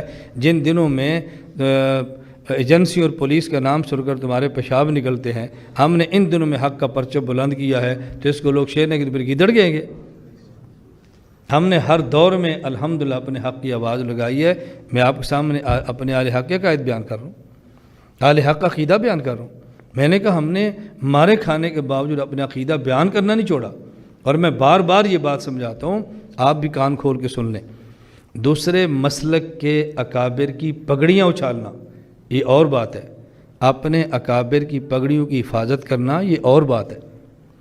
ہم دوسرے مسلک کے اکابرین کی پگڑیاں نہیں اچھالتے، لیکن اپنے مسلک کے اکابرین کی پگڑیوں کی حفاظت کرتے۔ اپنے ملک میں رہ کر دوسرے ملک پر گولیاں مارنا یہ الگ بات ہے، لیکن اپنے ملک پر گولی آئے تو اپنے ملک کی حفاظت کرنا یہ الگ بات ہے۔ ہم یہاں بیٹھ کر دوسرے ملک میں گولیاں برساؤں، لوگ کہیں گے مولانا صاحب غلط کر رہے ہیں، لیکن کوئی ملک ہمارے ملک پر گولیاں برسائیں اور ہم سینہ تان کر اپنے ملک کو بچائیں تو یہ تو تخریب کاری نہیں ہے نا۔ ہم کسی کی پگڑیاں اچھالیں یہ تو غلط بات ہے، لیکن ہمارے کابر کی پگڑیاں کو اچھالیں ہم حفاظت کریں یہ تو بری بات نہیں۔ تو لوگ فرق نہیں کرتے کسی بات میں، اور ہر بات کو فرقہ واریت کا نام دے کر ہم طوفان بدتمیزی کھڑا کر لیتے۔ ہم فرقے بازی قطع نہیں کرتے، فرقہ واریت قطع نہیں پھیلاتے، لیکن اپنے بچوں کو، اپنی اولاد کو، اپنے لوگوں کو اپنا عقیدہ سمجھانا یہ عالم کی ذمہ داری میں شامل ہے۔ اگر نہیں سمجھائے گا تو اس کا قیامت میں مواخذہ ہوگا کہ تو نے اپنی عوام کو اپنا عقیدہ کیوں نہیں سمجھایا۔ میری گزارش سمجھ آ رہی ہے؟ اس بات کو اچھی طرح سمجھا کریں۔ خیر میں یہ کہہ رہا تھا اس حدیث کو سمجھے۔ دوسرا، عام طور پہ کیا ہے کہ جب کوئی شخص بیٹھا ہو تو اس کے سامنے تعریف نہیں کرنی چاہیے۔ نبی کریم صلی اللہ علیہ وسلم نے فرمایا کہ جب کوئی شخص تمہاری تعریف کرے تو اس کے منہ میں مٹی ڈال دو تاکہ تمہاری تعریف نہ کرے، تو منہ پر تعریف کرنے پر وعید آئی ہے۔ میں نے کہا دوسری حدیث مبارک ہے، رسول اکرم صلی اللہ علیہ وسلم نے فرمایا کہ جب مومن کی تعریف کی جائے تو اس کا ایمان بڑھ جاتا ہے۔ اب آپ دونوں حدیثوں میں سے کس کو لوگے؟ بھائی تم امام اعظم ابو حنیفہ رحمۃ اللہ علیہ کے مقلد ہو، حنفی بنو، اور جب ایک مسئلے پر دو قسم کی حدیثیں آ جائیں نا جو بظاہر ٹکرا رہی ہوں، امام اعظم ابو حنیفہ رحمۃ اللہ کا پہلا اصول یہ ہے ان دونوں حدیثوں میں تطبیق دو۔ کیا کرو؟ تطبیق کا معنی یہ ہوتا ہے کہ دونوں کا معنی ایسا بیان کرو، ایک حدیث دوسرے کے مطابق ہو جائے، دوسری پہلے کے مطابق ہو جائے، یہ دونوں ایک دوسرے کے مخالف نظر نہ آئیں بلکہ دونوں ایک دوسرے کے مطابق نظر آئیں۔ اب ان کا مطلب کیا ہے؟ یہ بات توجہ سمجھنا، ایسا وہ شخص جو اصلاح یافتہ ہو، ایسا وہ شخص جو نیک ہو، ایسا وہ شخص جس کی اصلاح ہو چکی ہو، عالم ربانی ہو، جب آپ اس کے سامنے اس کی تعریف کرو گے تو اس کا ایمان بڑھے گا۔ کیوں؟ وہ یہ سمجھے گا کہ اس تعریف میں میرا کوئی کمال نہیں ہے، میرے اللہ کا شکر ہے، اللہ نے مجھے یہ نعمت بھی دی ہے، اللہ کا شکر ہے مجھے یہ نعمت بھی دی ہے، اللہ کا شکر ہے کہ مجھے یہ نعمت بھی دی ہے۔ ایسا شخص کہ جس کو یہ خدشہ ہو کہ میرے سامنے کو میری تعریف بیان کرے گا تو میں چوڑا ہو جاؤں گا، عجب آئے گا، کبر آئے گا، اس کو چاہیے منہ میں مٹی ڈالے اور اپنی تعریف نہ کرنے دے۔ اور جس کو پورا یقین ہو کہ میرے سامنے اگر میری تعریف کی تو میں اس پہ اللہ کا شکر کروں گا اور مزید اللہ کا شکر ادا کروں گا، تو اس شخص کے سامنے اس کی تعریف کرنا یہ اس حدیث کی وعید کے اندر شامل نہیں ہے۔ اور میں آپ کی خدمت میں عرض کرتا ہوں، یہ بلا وجہ ہم پھٹے ڈالتے ہیں اور کچھ بھی نہیں۔ مجھے آپ بتاؤ، آپ نے دنیا میں آج تک کوئی ایسا سٹیج دیکھا ہے کہ جس سٹیج پر کوئی شیخ الحدیث آئے اور جب اس کو سٹیج پر دعوت دینے والا کہ یہ بہت چھوٹے سے آدمی ہیں، ان کو بخاری پڑھنی بھی نہیں آتی اور ہم نے ان کو بلایا تھا کہ آخری حدیث سنا دیں؟ نہیں، کبھی ایسے ہوا ہے؟ ہمارے استاد ہیں، شیخ الحدیث ہیں، شیخ المشائخ ہیں، استاد السادہ ہیں، ہماری سعادت ہے، یہ تعریف نہیں ہو رہی؟ خانقاہ کا پیر آئے لوگ تعریف کرتے ہیں، استاذ آئے تعریف کرتے ہیں، سیاسی لیڈر آئے تعریف کرتے ہیں، اور ہم جلسے پر جائیں کوئی تعریفی کلمات کیا جائیں، اس پر حضور پاک نے بہت وعید فرمائی ہے۔ میں نے کہا بھی کچھ برداشت کرنے کی عادت ڈالو، برداشت کرنے کی عادت ڈالو۔ میری گزارش سمجھ آ رہی ہے؟ اس کی وجہ مخالفت بہت ساری وجہ ہوتی ہیں، میں صرف عرض کر رہا ہوں۔ خیر، تو ہم پڑھتے تھے اور پڑھنے کے بعد اندازہ ہوا کہ بڑے مشائخ، اساتذہ، والدین ان کی خدمت کریں تو یہ نبی پاک صلی اللہ علیہ وسلم کی سنت ہے ان سے خدمت لینا۔ اب اس کا معنی یہ نہیں کہ تم میں سے جو بڑا ہے وہ کہ میری خدمت کون کرے گا، میں ادھر تو بڑا ہی ہے نا، اس کی انتظار نہیں کرنی، بس آپ خدمت کرنا سیکھو۔ اللہ جب کرم فرمائے کہ وقت آئے گا تو خدمت ہونا بھی شروع ہو جائے گی۔ رسول اکرم صلی اللہ علیہ وسلم وہاں زمزم سے چلے ہیں، آپ براق پر بیٹھ گئے، مدینہ منورہ پہنچے تو جبرائیل امین نے کہا کہ یا رسول اللہ آپ سواری سے اتریے، 2 رکعت نفل پڑھ لیجئے، یہ وہ جگہ ہے جہاں پر آپ نے ہجرت فرما کے آنا ہے۔ 2 رکعت پڑھ لیے، وہاں سے سوار ہوئے پھر چلے، یا رسول اللہ یہ وادی سینہ ہے جہاں کوہ طور ہے، یہاں آپ اتریے اور 2 رکعت نفل پڑھ لیجئے، آپ نے پڑھ لیے۔ پھر سوار ہوئے اور وہاں سے چلے، یا رسول اللہ یہ مدین ہے، حضرت شعیب علیہ السلام کی بستی، آپ یہاں پہ اتریں اور 2 رکعت نفل پڑھ لیں، آپ نے پڑھ لیے۔ سوار ہو کے پھر چلے، یا رسول اللہ یہ بیت اللحم ہے جو عیسیٰ علیہ السلام کی جائے پیدائش ہے، آپ اتریں اور یہاں پہ 2 رکعت نفل پڑھ لیجئے، آپ نے ادا فرما لی۔ پھر وہاں سے چلے بیت المقدس اترے، حضور یہاں تشریف لائیں، یہ بیت المقدس ہے اور یہاں آپ 2 رکعت نماز پڑھ لیجئے۔ نبی کریم صلی اللہ علیہ وسلم نے پھر بیت المقدس میں 2 رکعت پڑھی ہے۔ سب سے پہلے مدینہ منورہ، اس کے بعد طور سینہ، اس کے بعد مدین، اس کے بعد بیت اللحم اور اس کے بعد بیت المقدس مسجد اقصی، 5 مقامات پہ آپ نے نماز پڑھی ہے اور 2 رکعت پڑھی ہے۔ یہاں 3 مسئلے ہیں جو آپ نے سمجھنے، مسائل تو کئی ہیں بلکہ بہت سارے مسائل ہیں، اب میں خلاصہ ہوگا تو 3 بن جائیں گے۔ نمبر 1 مسئلہ ہے، سمجھیں، حکیم الامت مجدد الملت مولانا اشرف علی تھانوی رحمہ اللہ نے نشر الطیب میں لکھا ہے، میں آپ سے گزارش کروں گا آپ میں سے ہر شخص جس کے پاس استطاعت ہو حکیم الامت تھانوی کی سیرت پر مشتمل کتاب نشر الطیب فی ذکر النبی الحبیب صلی اللہ علیہ وسلم، یہ کتاب خرید لیں۔ بہت چھوٹی کتاب ہے اور پڑھنے والی ہے، حضرت تھانوی نے کمال اس میں کیا۔ حضرت تھانوی فرماتے سے معلوم ہوا کہ جب آدمی کسی ایسے مقام پر جائے جو متبرک ہو، برکت والا ہو، تو وہاں 2 رکعت نفل پڑھنا یہ سنت سے ثابت ہے، اس میں کوئی حرج کی بات نہیں ہے۔ ہاں اس مقام متبرک کو نفل پڑھیں برکت کے لیے، لیکن اس مکان کی پوجا نہ شروع کر دیں، اس کو مسجد کا درجہ نہ دے دیں، بس ببرکت جگہ ہی سمجھیں اور وہاں 2 رکعت پڑھ لیں۔ بیت المقدس میں آپ نے 2 رکعت پڑھے، حکیم الامت تھانوی رحمہ اللہ کا ذوق یہ ہے کہ بیت المقدس میں انبیاء کا اجتماع تھا اور آپ کے تحیۃ المسجد تھے، لہذا اب بھی اگر آدمی مسجد میں جائے تو تحیۃ المسجد پڑھے۔ تحیۃ المسجد میں بات ہمیشہ ذہن میں رکھ لیں، آدمی وضو کرے تو 2 رکعت پڑھے، اسے کہتے ہیں تحیۃ الوضو۔ مسجد میں جائے تو 2 رکعت پڑھے، اسے کہتے ہیں تحیۃ المسجد۔ وقت ہو وضو کیا 2 رکعت پڑھ لیں، پھر مسجد میں گئے 2 رکعت اس کے پڑھ لیں۔ لیکن اگر کوئی شخص تحیۃ الوضو تحیۃ المسجد کی بجائے مسجد میں جائے اور وقت کم ہو، 4 رکعت سنت پڑھے یا 2 رکعت سنت فجر کی پڑھے اور اس کے بعد فجر کی نماز، فجر میں تو ویسے ہی فجر کی نماز سے پہلے نہ تحیۃ الوضو ہے نہ تحیۃ المسجد ہے، وہ تو خلاف سنت ہے۔ آپ عصر کے لیے وضو کیا، ظہر کے لیے وضو کیا، مسجد میں گئے ہیں، اب اگر آپ 4 رکعت سنت پڑھتے ہیں تو جماعت میں شامل ہوتے ہیں، لیکن اگر 2 رکعت تحیۃ الوضو پڑھیں، تحیۃ المسجد 2 رکعت پڑھیں، پھر 4 رکعت سنت پڑھیں، فرض 1 رکعت چلی جائے، اس سے بہتر ہے تحیۃ الوضو اور تحیۃ المسجد چھوڑ کر براہ راست 4 رکعت سنت پڑھیں اور اسی کے اندر ان دونوں کی بھی نیت کر لیں، اللہ پاک ان دونوں کا اجر بھی عطا فرما دے گا۔ یہ فرض کی 1 رکعت قطع نہ جانے دیں، تکبیر تحریمہ بھی نہ جانے دیں۔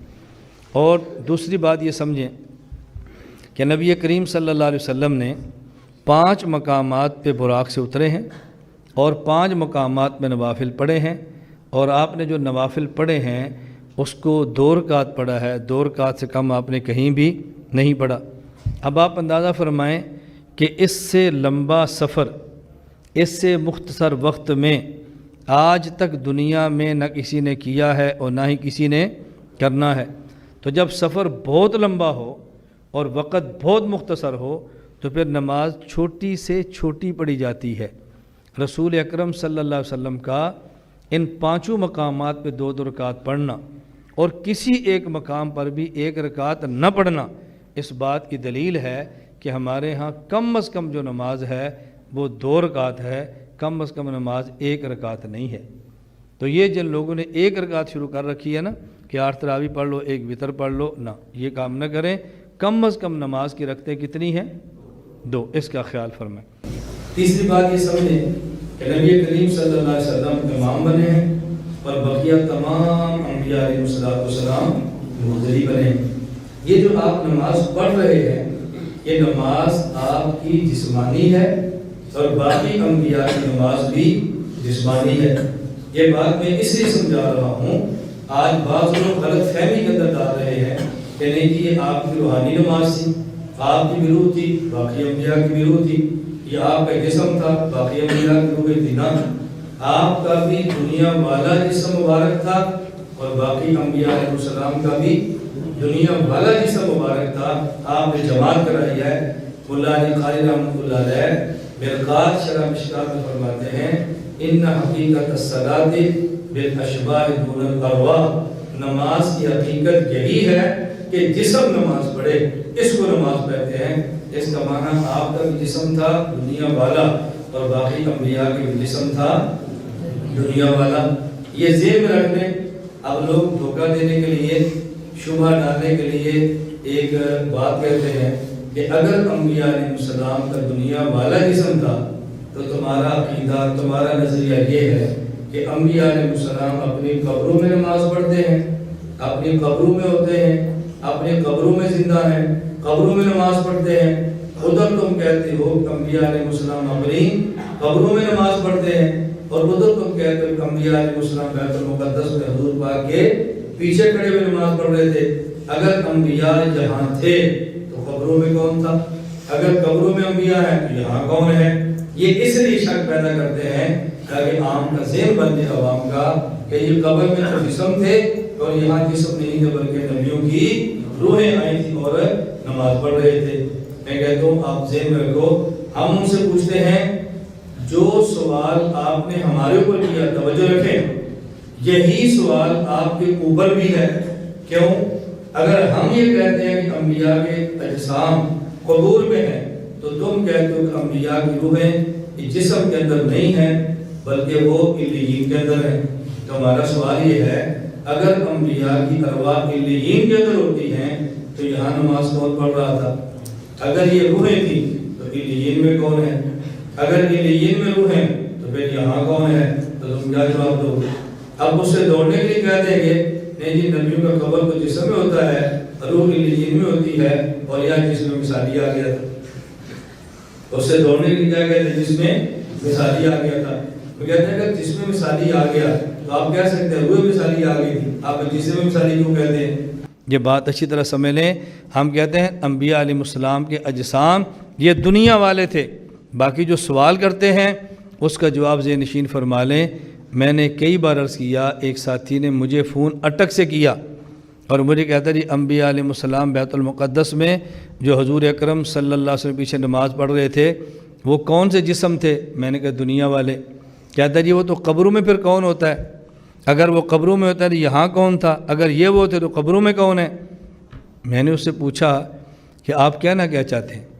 اس نے کہا جی ہم کہنا چاہتے ہیں کہ آپ کا عقیدہ یہ ہے کہ انبیاء علیہ السلام قبروں میں زندہ ہیں، تو جب قبروں میں زندہ ہے تو پھر یہاں کون تھا؟ اگر یہ وہی نبی ہے تو پھر قبروں میں کون تھا؟ میں نے اس سے پوچھا کہ آپ کہاں رہتے ہیں؟ مجھے کہتا ہے اٹک۔ میں نے پوچھا آپ کہاں پڑھتے ہیں؟ کہتا ہے راول پنڈی۔ میں نے کہا آپ جھوٹ کیوں بولتے ہو؟ مجھے کہتا ہے جی سچ کہتا ہوں۔ میں نے کہا نہیں جھوٹ ہے۔ مجھے کہتا ہے جی سچ ہے۔ میں نے کہا سچ کیسے ہے؟ آپ رہتے کہاں پر ہو؟ اٹک۔ پڑھتے کہاں پر ہو؟ پنڈی۔ میں نے کہا جب اٹک میں رہتے ہو تو پنڈی بھی کیسے پڑھتے ہو؟ اگر پنڈی میں پڑھتے ہو تو پھر پنڈی میں رہتے ہو نا۔ مجھے کہتا نہیں میں رہتا اٹک میں ہوں، پڑھنے کے لیے پنڈی کیا ہوں۔ میں نے کہا وہ رہتے قبروں میں ہیں، حضور کے پیچھے نماز پڑھنے کے لیے بیت المقدس آئے تھے۔ اب اس میں الجھن کی کون سی بات ہے؟ آدمی رہتا اور جگہ پر ہے، جاتا اور جگہ پر ہے، یہ تو پوری دنیا میں چلتا ہے، کوئی نئی بات تو نہیں ہے۔ آپ مکہ مکرمہ میں جائیں، بندے پوچھتے جی کیا کر رہے ہو؟ عمرہ۔ کہاں رہتے ہو؟ کوئی بھی نہیں کہتا مکہ رہتا ہوں جی، میں سرگودا رہتا ہوں۔ کوئی بندہ پوچھے آپ رہتے سرگودا یا عمرہ کیوں کرتے ہیں؟ آپ کا جواب ہوگا جی رہتا سرگودا ہوں، عمرہ کے لیے مکہ مکرمہ آیا ہوں۔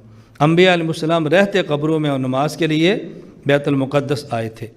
حضور اکرم صلی اللہ علیہ وسلم جب گزرے ہیں مدینہ منورہ کی طرف تو نبی کریم صلی اللہ علیہ وسلم فرماتے ہیں، صحیح مسلم میں روایت موجود ہے کہ جب میں گیا لیلۃ المعراج کو تو ایک سرخ ٹیلے سے گزرا، وہاں ایک قبر تھی، میں نے موسیٰ علیہ السلام کو دیکھا وہ کھڑے ہو کر اپنی قبر میں نماز پڑھ رہے تھے۔ نبی پاک نے فرمایا، اور یہ صحیح مسلم کی روایت ہے، وہ تو کھڑے ہو کے نماز پڑھ رہے تھے۔ اب اس کا پتہ جواب کیا دیتے ہیں؟ وہ کہتے ہیں جی حضور صلی اللہ علیہ وسلم کا معجزہ تھا۔ ہم نے کہا دو باتیں الگ ہیں، فرق سمجھنا۔ ایک ہے قبر میں موسیٰ علیہ السلام کا نماز پڑھنا، اور ایک ہے موسیٰ علیہ السلام کا قبر میں نماز پڑھنا اور آپ صلی اللہ علیہ وسلم کا قبر سے باہر کھڑے ہو کے دیکھ لینا۔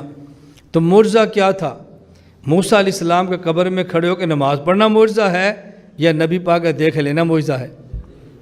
معجزہ موسیٰ علیہ السلام کا قبر میں کھڑے ہو کے نماز پڑھنا نہیں ہے، معجزہ یہ ہے کہ قبر کے اوپر مٹی موجود ہے اور اللہ کے نبی صلی اللہ علیہ وسلم پھر بھی دیکھ رہے ہیں۔ تو معجزہ نماز پڑھنا نہیں تھا بلکہ معجزہ آپ کا دیکھ لینا تھا۔ تو ہمارا عقیدہ قبر میں نماز پڑھنے کا ہے، ہمارا عقیدہ قبر میں دیکھنے کا نہیں ہے کہ ہر وقت قبر میں دیکھ لیتے ہیں، دونوں میں فرق ہے۔ نبی پاک صلی اللہ علیہ وسلم جب اوپر تشریف لے گئے، اس طرح میں مسئلہ پورا کر لوں، پہلے آسمان پر گئے تو حضرت آدم علیہ السلام سے ملاقات ہوئی، دوسرے آسمان پر گئے تو حضرت عیسیٰ علیہ السلام سے ملاقات ہوئی، تیسرے آسمان پر گئے تو حضرت یوسف علیہ السلام سے ملاقات ہوئی، چوتھے آسمان پر گئے تو حضرت ادریس علیہ السلام سے ملاقات ہوئی، پانچویں آسمان پر گئے تو حضرت ہارون علیہ السلام سے ملاقات ہوئی، چھٹے آسمان پر گئے تو حضرت موسیٰ علیہ السلام سے ملاقات ہوئی، اور ساتویں آسمان پر گئے تو حضرت ابراہیم علیہ السلام سے ملاقات ہوئی۔ اب یہ لوگ اعتراض کرتے ہیں کہ آپ کہتے ہیں کہ نبی پاک صلی اللہ علیہ وسلم کا جسم بھی دنیا والا تھا اور انبیاء علیہ السلام بھی اپنے دنیا والے جسموں کے ساتھ تھے، تو چلو باقی سارے نبی چھوڑو، ہم موسیٰ علیہ السلام کے بارے میں سوال کرتے ہیں۔ ادھر آپ کہتے ہو کہ موسیٰ علیہ السلام کو نبی کریم صلی اللہ علیہ وسلم نے قبر میں دیکھا نماز پڑھ رہے ہیں، ادھر آپ کہتے ہو بیت المقدس میں حضور کے پیچھے کھڑے ہو کے نماز پڑھ رہے ہیں، ادھر آپ کہتے ہو کہ موسیٰ علیہ السلام کے ساتھ چھٹے آسمان پہ حضور ملاقات فرما رہے ہیں۔ تو موسیٰ علیہ السلام کا ہاتھ ہے ایک جگہ پر ہوں گے نا، 3 جگہ پر تو نہیں ہوں گے۔ اس کا معنی ہے کہ ایک جگہ پر خود تھے اور 2 جگہ پر جس میں مثالی تھا۔ تو لوگ بڑی جلدی قائل ہوتے ہیں بات تو ٹھیک ہے، بات تو بڑی ٹھیک ہے، اور شبہات کو ڈالنے سے بندہ علامہ نہیں بنتا، شبہات کو ختم کرنے سے بندہ علامہ بنتا ہے۔ وہ میری گال سمجھ آئی تو انو؟ میں نے کہا بات سمجھو، میں آپ سے پوچھتا ہوں، آپ یہ سوال کریں، میں پوچھتا ہوں، مجھے تو جواب نہیں ملتا، شاید آپ کو مل جائے۔ میں نے کہا جب حضور پاک صلی اللہ علیہ وسلم موسیٰ علیہ السلام کی قبر کے پاس تھے تو تمہارا سوال ہے کہ قبر میں کون تھا؟ ہم نے کہا موسیٰ علیہ السلام۔ ہمارا سوال ہے قبر سے باہر کون تھا؟ حضور اکرم صلی اللہ علیہ وسلم۔ بیت المقدس مسجد اقصی گئے ہیں تو پیچھے کون تھے؟ موسیٰ علیہ السلام۔ اچھا ہمارا سوال ہے کہ مصلی پر کون تھے؟ نبی پاک صلی اللہ علیہ وسلم۔ 7ویں چھٹے آسمان پر گئے تو تمہارا سوال ہے جی یہ کون ہے؟ موسیٰ علیہ السلام۔ ہم نے کہا جو ملاقات کر رہے ہیں یہ کون ہے؟ کہا جی حضور اکرم صلی اللہ علیہ وسلم۔ اب تمہارا سوال یہ تھا کہ موسیٰ علیہ السلام ایک ہے تو 3 جگہوں پہ کیسے؟ ہمارا سوال ہے کہ حضور ایک ہے تو 3 جگہوں پہ کیسے؟ جو جواب آپ دو گے وہی جواب ہمارا ہوگا۔ وہ کہتے ہیں جی حضور پاک صلی اللہ علیہ وسلم پہلے قبر کے پاس تھے، پھر مسجد اقصی میں تھے اور پھر چھٹے آسمان پر تھے۔ ہم نے کہا موسیٰ علیہ السلام پہلے قبر میں تھے، پھر مسجد اقصی میں تھے، پھر چھٹے آسمان پہ تھے۔ وہ جی وہ کیسے؟ ہم نے کہا یہ کیسے؟ کہ یہ تو حضور کا معجزہ ہے۔ ہم نے کہا موسیٰ علیہ السلام کا معجزہ ہے۔ نبی دنیا سے چلا جائے، نبی کی شریعت منسوخ ہوتی ہے، نبی کی نبوت منسوخ نہیں ہوتی۔ نبی کی شریعت منسوخ ہوتی ہے، نبی کی نبوت منسوخ نہیں ہوتی۔ تو موسیٰ علیہ السلام جیسے یہاں نبی تھے، قبر کے اندر ہے تو وہاں بھی آپ نبی ہیں، وہاں کون سا وہ نبی نہیں ہے؟ نبوت وہاں بھی رہتی ہے۔ اس لیے کوئی اور بات ہے تو وہ بتاؤ جو بندے کو سمجھ تو آئے نا، اور جس کا جواب نہ بن پڑے۔ اب چلے ایک مسئلہ میں درمیان میں عرض کر دوں، پھر اہم بات ہے میں وہ بھی سمجھاتا ہوں۔ مجھے ایک شخص کہنے لگا، گجرانوالہ کی بات ہے، میں بیان کے لیے گیا نوشہرہ ورقہ، وہاں بیٹھا تھا تو 3-4 اکٹھے ہو کے آ گئے۔ وہ سمجھتے کہ ہم 4 جائیں گے تو ڈر جائے گا، یہ اکٹھے ہو کے آئے تو میں ہنستا ہوں، اور وہ ان کو حیرانگی ہوتی ہے بھی یہ ہنستا کیا ہوا؟ میں نے کہا میں ہنستا ہوں تمہاری جہالت پہ، تم خام خواہ ذہن بنا کے پھرتے ہو بھی ڈر جائیں گے اور دوڑ جائیں گے۔ خیر وہ بیٹھ کے مجھے کہنے لگے کہ رسول اکرم صلی اللہ علیہ وسلم جب مکہ مکرمہ سے معراج کے لیے تشریف لے گئے تو آپ نے معراج پہ دیکھا کہ جو زنا کرنے والے مرد اور عورت تھے ان کے سامنے سڑا ہوا گوشت موجود ہے، وہ کھا رہے ہیں اور تازہ گوشت کو استعمال نہیں کر رہے۔ رسول اکرم صلی اللہ علیہ وسلم فرمایا یہ وہ لوگ ہیں کہ جن کی اپنی بیوی موجود ہے اور اس کے باوجود حرام کام کرتے ہیں۔ ٹھیک ہے، اچھا جی، رسول اللہ صلی اللہ علیہ وسلم نے دیکھا کہ کچھ لوگ ایسے تھے کہ جن کے اگلے اور پچھلے سے سطر پر تھوڑا سا کپڑا لگا ہوا تھا اور باقی یہ بیل کی طرح پتھر اور زقوم کھا رہے تھے۔ یہ کون ہیں؟ جو زکوٰۃ نہیں دیتے تھے۔ نبی کریم صلی اللہ علیہ وسلم نے دیکھا کہ خون کی نہر ہے اور اس کے اندر غوطے لگ رہے ہیں، اس کنارے پہ جاتا ہے وہاں پتھر لگتا ہے، اس کنارے پر جاتا ہے پھر وہاں پتھر لگتا ہے، ادھر آتا ہے پھر پتھر لگتا ہے۔ یہ کون ہیں؟ یہ جی سود خور ہیں، اس قسم کے۔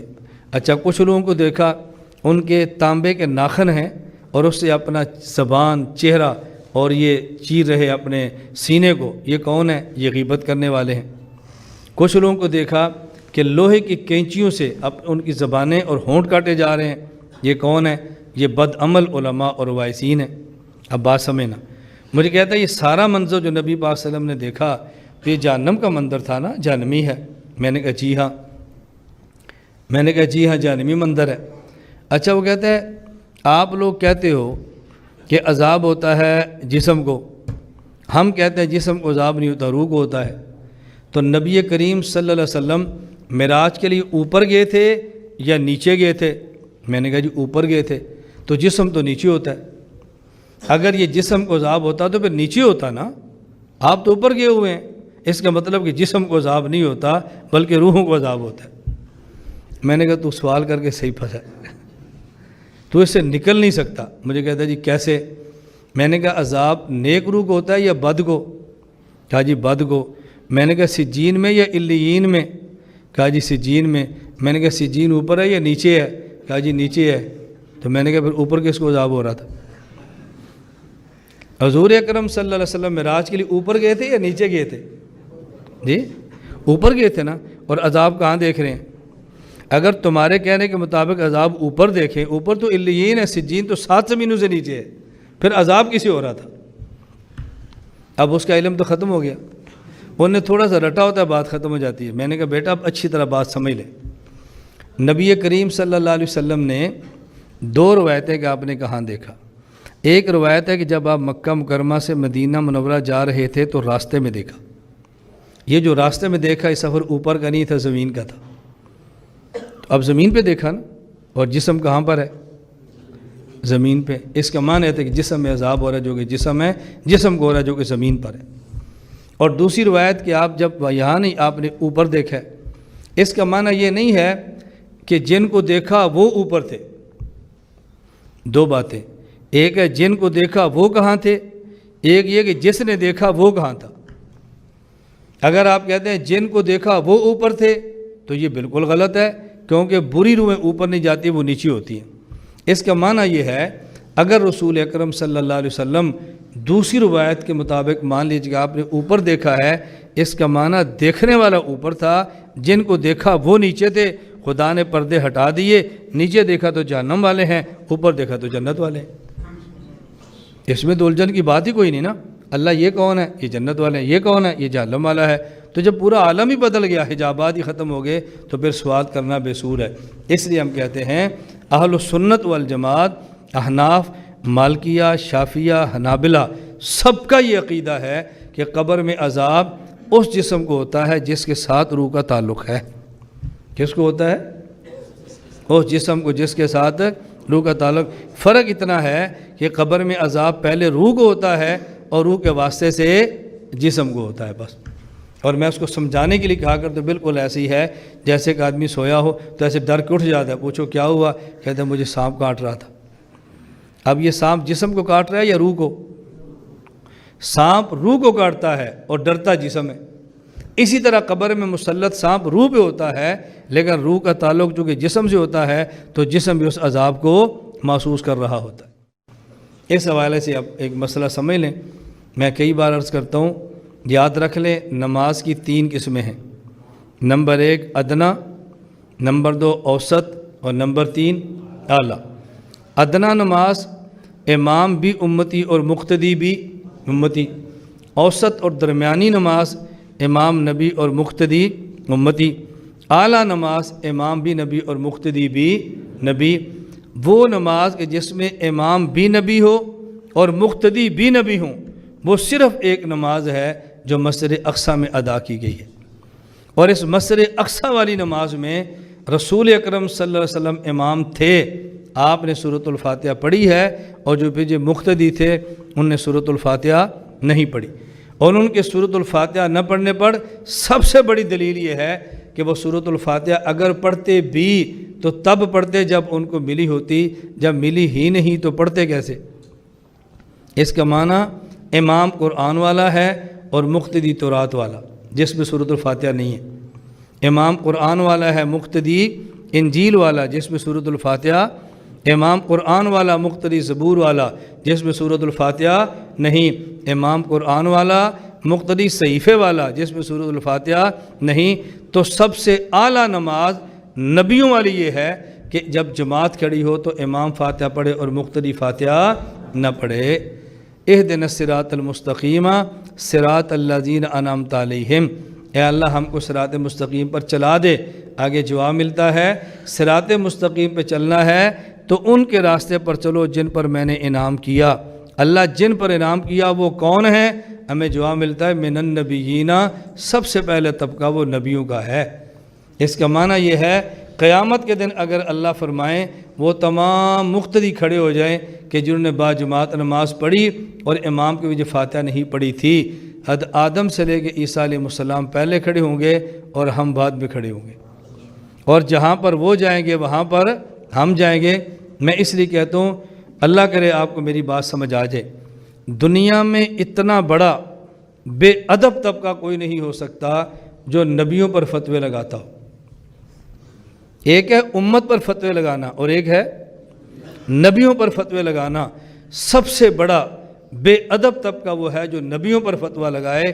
تو جو شخص یہ کہتا ہے کہ جس نے امام کے پیچھے نماز نہیں پڑھی اس کی نماز نہیں ہوتی، وہ فتویٰ ہمارے اوپر بعد میں لگاتا ہے، اللہ کے نبیوں پر پہلے لگاتا ہے۔ تو جو شخص نبیوں کے خلاف فتویٰ لگائے وہ باادب ہوتا ہے یا بے ادب ہوتا ہے؟ بولو، بے ادب ہوتا ہے نا۔ اب آپ میری بات کو سمجھ لیں اچھی طرح، باوجود اس کے کہ میں غیر مقلدین کو نہایت پرلے درجے کا بے ادب سمجھتا ہوں، توجہ رکھنا، نہایت اور پرلے درجے کا بے ادب سمجھتا ہوں، لیکن اس کے باوجود بھی ان کے قتل کا قائل نہیں ہوں، اس کے باوجود بھی ان کو ڈنڈے مارنے کا قائل نہیں ہوں۔ ہم نے آج تک ان کے خلاف نہ کبھی گولی چلائی ہے، نہ کبھی ڈنڈے چلائے ہیں، نہ کبھی مارا ہے، اور نہ ہی کبھی ہمارا ذہن ہوا ہے کسی کو غلط سمجھنا اور بات ہے اور کسی کو مارنا اور بات ہے۔ ہم جتنا بھی کام کرتے ہیں آئین اور قانون کے دائرے میں رہ کر کرتے ہیں۔ بات سمجھ آ رہی ہے؟ آئین اور قانون کے دائرے میں رہ کر کرتے ہیں۔ اس لیے میں، میرا ادارہ، میری جماعت، ہمارے شاگرد، ہمارے مرید، ہمارے خلفاء، پاکستان میں نہیں پوری دنیا میں ہمارا چیلنج ہے، ایک بندہ ایسا ثابت کرو جن کا ہمارے ساتھ تعلق ہو اور کبھی اس نے ان کے خلاف ڈنڈا بھی استعمال کیا ہو۔ گولیاں مارنا تو بڑے دور کی بات ہے نا، اس سے زیادہ اعتدال کے ساتھ کام کیا ہو سکتا ہے؟ میری گزارش سمجھ آ رہی ہے؟ کسی کو غلط سمجھنا اور ہے اور کسی کو مارنا کیوں؟ ہمارا بڑا موٹا سا اور سیدھا پلان ہے کہ بھئی علمی طور پہ کام ہم کریں گے اور قانون کی مخالفت کرے تو اس کا کام گورنمنٹ کرے۔ علم ہمارے ذمہ ہے، دلائل ہمارے ذمہ ہیں، باقی قانونی کارروائی حکومت کے ذمہ، ہمارے ذمہ نہیں ہے۔ جو غلط کرتا ہے اس کے خلاف قانون حرکت میں آنا چاہیے، اور جو صحیح کرتا ہے قانون کو چاہیے کہ اس کو شاباش دیں۔ ہم صحیح کرتے ہیں تو ہمیں شاباش دو، اور وہ صحیح کرتے ہیں تو ان کو شاباش دو۔ میں اس لیے کہتا ہوں جب میں 3 ماہ کی نظر باندھوں تو آپ کہتے ہیں مولانا صاحب ٹھیک نہیں ہے، اور جب وہ 6 ماہ کی نظر باندھوں تو پھر وہ کیسے ٹھیک ہے؟ ان کی نظر بندی تو ہم سے بھی آگے نکل گئی ہے نا۔ تو یہ جو ہم نے چھوٹے چھوٹے دلائل فضول سے بنا رکھے ہوتے ہیں، اللہ پاک ہمیں یہ باتیں سمجھنے کی توفیق عطا فرمائے۔ میں اس لیے بار بار یہ بات گزارش کر رہا ہوں، دلائل کی حد تک ہم اپنے عقائد کو بیان کریں گے انشاءاللہ۔ اور میں سب کی خدمت میں یہ عرض کرتا ہوں اور بار بار یہ بات عرض کرتا ہوں، اور میں کھلے عام عرض کرتا ہوں، نہ اس میں جھجکتا ہوں، نہ اسے شرماتا ہوں، نہ اسے گھبراتا ہوں۔ ہم اس ملک میں فساد کے قائل نہیں ہیں، رد الفساد کے قائل ہیں۔ فساد کے قائل ہیں، رد الفساد کے بولتے نہیں ہو۔ اب میں دیکھتا ہوں بعض لوگ کیا کرتے ہیں کہ پریشان بھی ہوتے ہیں اور کھول کے بات بھی نہیں کرتے۔ ہمارا بڑا کھلا موقف ہے، اس ملک میں جو قتل و غارت کرے اس کو الٹا لٹکاؤ، اس ملک میں جو غلط کام کرے اس کو سزا دو، قانون آئین کو توڑے اس کو جیل میں ڈالو، اس کو قبر میں ڈالو، تمہاری مرضی ہے۔ ہم فساد والے نہیں، ہم کون ہیں؟ بولو، ہم کون ہیں؟ تو ہم تو کہتے ہیں اس وقت جو رد الفساد آپریشن کیا جا رہا ہے ہم اس کی حمایت کرتے ہیں۔ آپ کرتے ہو؟ جو کرتے ہاتھ کھڑے کرو۔ کوئی تھوڑا کرتے ہیں، کوئی تھوڑا کرتے ہیں، جو کرتے ہیں کھلا ہاتھ کھڑا کیا کرو نا، جھجک دے کس لیے ہو؟ میں یہ بات کیوں کہتا ہوں؟ جب چھوٹی سی گرفتاری ہوتی ہے پھر ڈرتے بھی ہیں، اور میں تمہیں وہ راستہ دیتا ہوں کہ تمہاری گرفتاری نہ ہو، تو وہ بہتر ہے نا۔ میں ایک بات ہمیشہ کہتا ہوں اور بار بار یہ بات کہتا ہوں، آپ میری باتوں کو توجہ سے سمجھا کرو، اور میں یہ بات بار بار آپ سے کہتا ہوں، میری بات سمجھو۔ یہ میرا جملہ یاد رکھو، ہم اسلام کو چھوڑیں گے نہیں اور قانون کو، اسلام کو چھوڑیں گے نہیں اور قانون کو توڑیں گے نہیں۔ اسلام کو چھوڑیں گے تو جہنم ملے گی، قانون کو توڑیں گے تو جیل ملے گی۔ میں چاہتا ہوں ہمارے مرید، ہمارے شاگرد دنیا میں جیل میں نہ جائیں اور موت کے بعد جہنم میں نہ جائیں، اس لیے اسلام کا بھی خیال کریں اور قانون کا بھی خیال کریں۔ یہ بڑی آسان سی ترتیب، ربنا آتنا فی الدنیا حسنہ وفی الآخرۃ حسنہ وقنا عذاب النار۔ اللہ آپ سے دنیا میں بھی اچھا کام لے، اللہ پاک موت کے بعد بھی اچھی جگہ عطا فرمائے۔ میں اس لیے گزارش کرتا ہوں کہ اپنی پالیسی واضح ہونی چاہیے۔ پالیسی میں 2 نمبر، آپ مجھے جو کہو آپ کی مرضی ہے، لیکن ہم جس بات کو صحیح سمجھتے ہیں اس کو کھلے عام بیان کرتے ہیں، ہم اس میں لگی لگٹی سے کام نہیں لیتے۔ نبی کریم صلی اللہ علیہ وسلم نے آسمانوں پر کتنے انبیاء سے ملاقات کی؟ پہلے آسمان پر حضرت آدم علیہ السلام سے ملاقات کی۔ کیوں؟ آدم علیہ السلام نے آسمان سے ہجرت کی اور زمین پر آئے۔ نبی کریم صلی اللہ علیہ وسلم مکہ سے ہجرت کی اور مدینہ منورہ آئیں گے، آدم علیہ السلام سے ملاقات ہوگی۔ نمبر 2، حضرت عیسیٰ علیہ السلام سے ملاقات ہوئی، حضرت عیسیٰ علیہ السلام سے۔ حضرت عیسیٰ علیہ السلام کے مخالف یہودی آپ کے قتل کی تدبیریں بنائیں، اللہ نے حفاظت فرمائی۔ رسول اکرم صلی اللہ علیہ وسلم کے مخالف یہودی ہوں گے، قتل کی تدبیریں بنائیں گے، اور اللہ آپ کو حضور پاک صلی اللہ علیہ وسلم کو محفوظ رکھیں گے۔ حضرت یوسف علیہ السلام سے تیسرے آسمان پہ ملاقات کیوں؟ حضرت یوسف علیہ السلام پہ ظلم اپنے بھائیوں نے کیا، ایک وقت آیا کہ آپ نے سارے بھائیوں کو معاف کر دیا۔ آپ پر ظلم آپ کے خاندان نے کیا، ایک وقت آئے گا حضرت یوسف کی طرح آپ اپنے خاندان کو معاف کریں گے۔ چوتھے آسمان پر حضرت ادریس علیہ السلام سے ملاقات۔ یہ جو لکھنا ہے نا خط، یہ حضرت ادریس کی ایجاد ہے، اور بادشاہوں کو خط یہ نبی پاک صلی اللہ علیہ وسلم کا طریقہ ہے۔ تو یوں ہم کہہ سکتے ہیں کہ خط لکھنے والا کام حضرت ادریس نے شروع کیا ہے، اور بادشاہوں تک اس پیغام کو لکھ کر پہنچانے والا کام نبی پاک صلی اللہ علیہ وسلم نے فرمایا ہے۔ اس کے بعد حضرت ہارون علیہ السلام 5ویں آسمان پر، ان سے ملاقات ہے۔ کیوں؟ حضرت ہارون علیہ السلام حضرت موسیٰ علیہ السلام کے چچا کے بیٹے ہیں اور نبی ہیں۔ حضرت ہارون علیہ السلام کو چھوڑ کر موسیٰ علیہ السلام جب کوہ طور پر گئے ہیں تو پیچھے لوگوں نے بچھڑا بنایا، اس کی پوجا کی، اور بچھڑے کی پوجا کرنے والوں کو بالآخر قتل ہونا پڑا۔ نبی پاک صلی اللہ علیہ وسلم کے دور میں مشرکین مکہ نے بتوں کی پوجا کی، اور بالآخر بدر میں ان کو قتل ہونا پڑے گا۔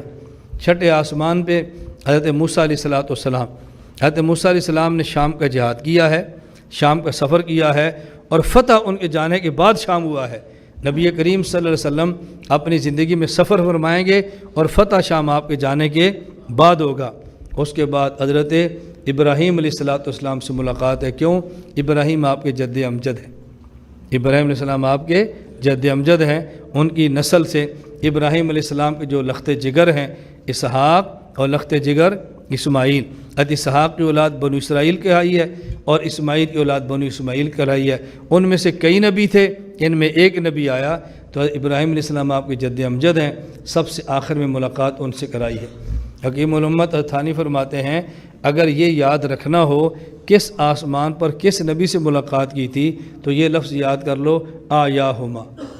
کیا لفظ ہے؟ آیاہما۔ بس اس آیاہما، الف سے حضرت آدم، عین سے حضرت عیسیٰ، یا سے حضرت یوسف، الف سے حضرت ادریس، ہا سے حضرت ہارون، میم سے حضرت موسیٰ، اور پھر آخر میں الف سے حضرت ابراہیم علیہ السلام۔ یہ آپ کو یاد رہ جائے گا۔ پھر حضور اکرم صلی اللہ علیہ وسلم سدرۃ المنتہا پہ تشریف لے گئے۔ یہ سدرہ وہ جگہ ہے جسے کہتے ہیں بیری، لیکن یہ ان بیریوں کی طرح بیری نہیں ہے۔ اللہ رب العزت نے اپنی شان والا وہ درخت بنایا ہے، نیچے کے مور وہاں رکتے ہیں پھر اوپر جاتے ہیں، اوپر کے مور وہاں رکتے ہیں پھر نیچے آتے ہیں۔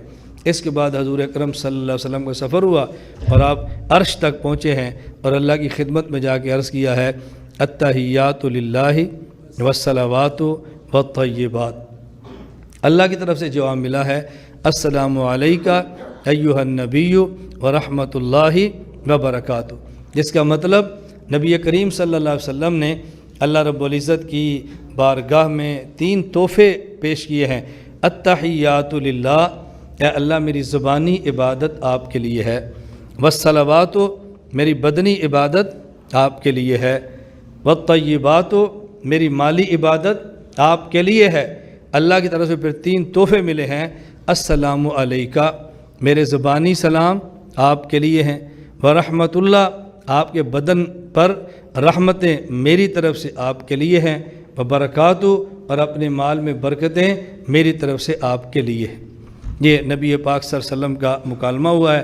میں اس موقع پر آپ کو یاد ہوگا ایک واقعہ سنایا کرتا ہوں کہ حضرت امام اعظم نعمان بن ثابت، امام اعظم ابو حنیفہ رحمہ اللہ تعالی، ان کی خدمت میں ایک دیہاتی شخص آیا، اور اس نے آ کر امام سے خدمت میں عرض کیا، ایک مسئلہ پوچھا، بواوٍ او بواوین، ایک واو کے ساتھ یا 2 واو کے ساتھ؟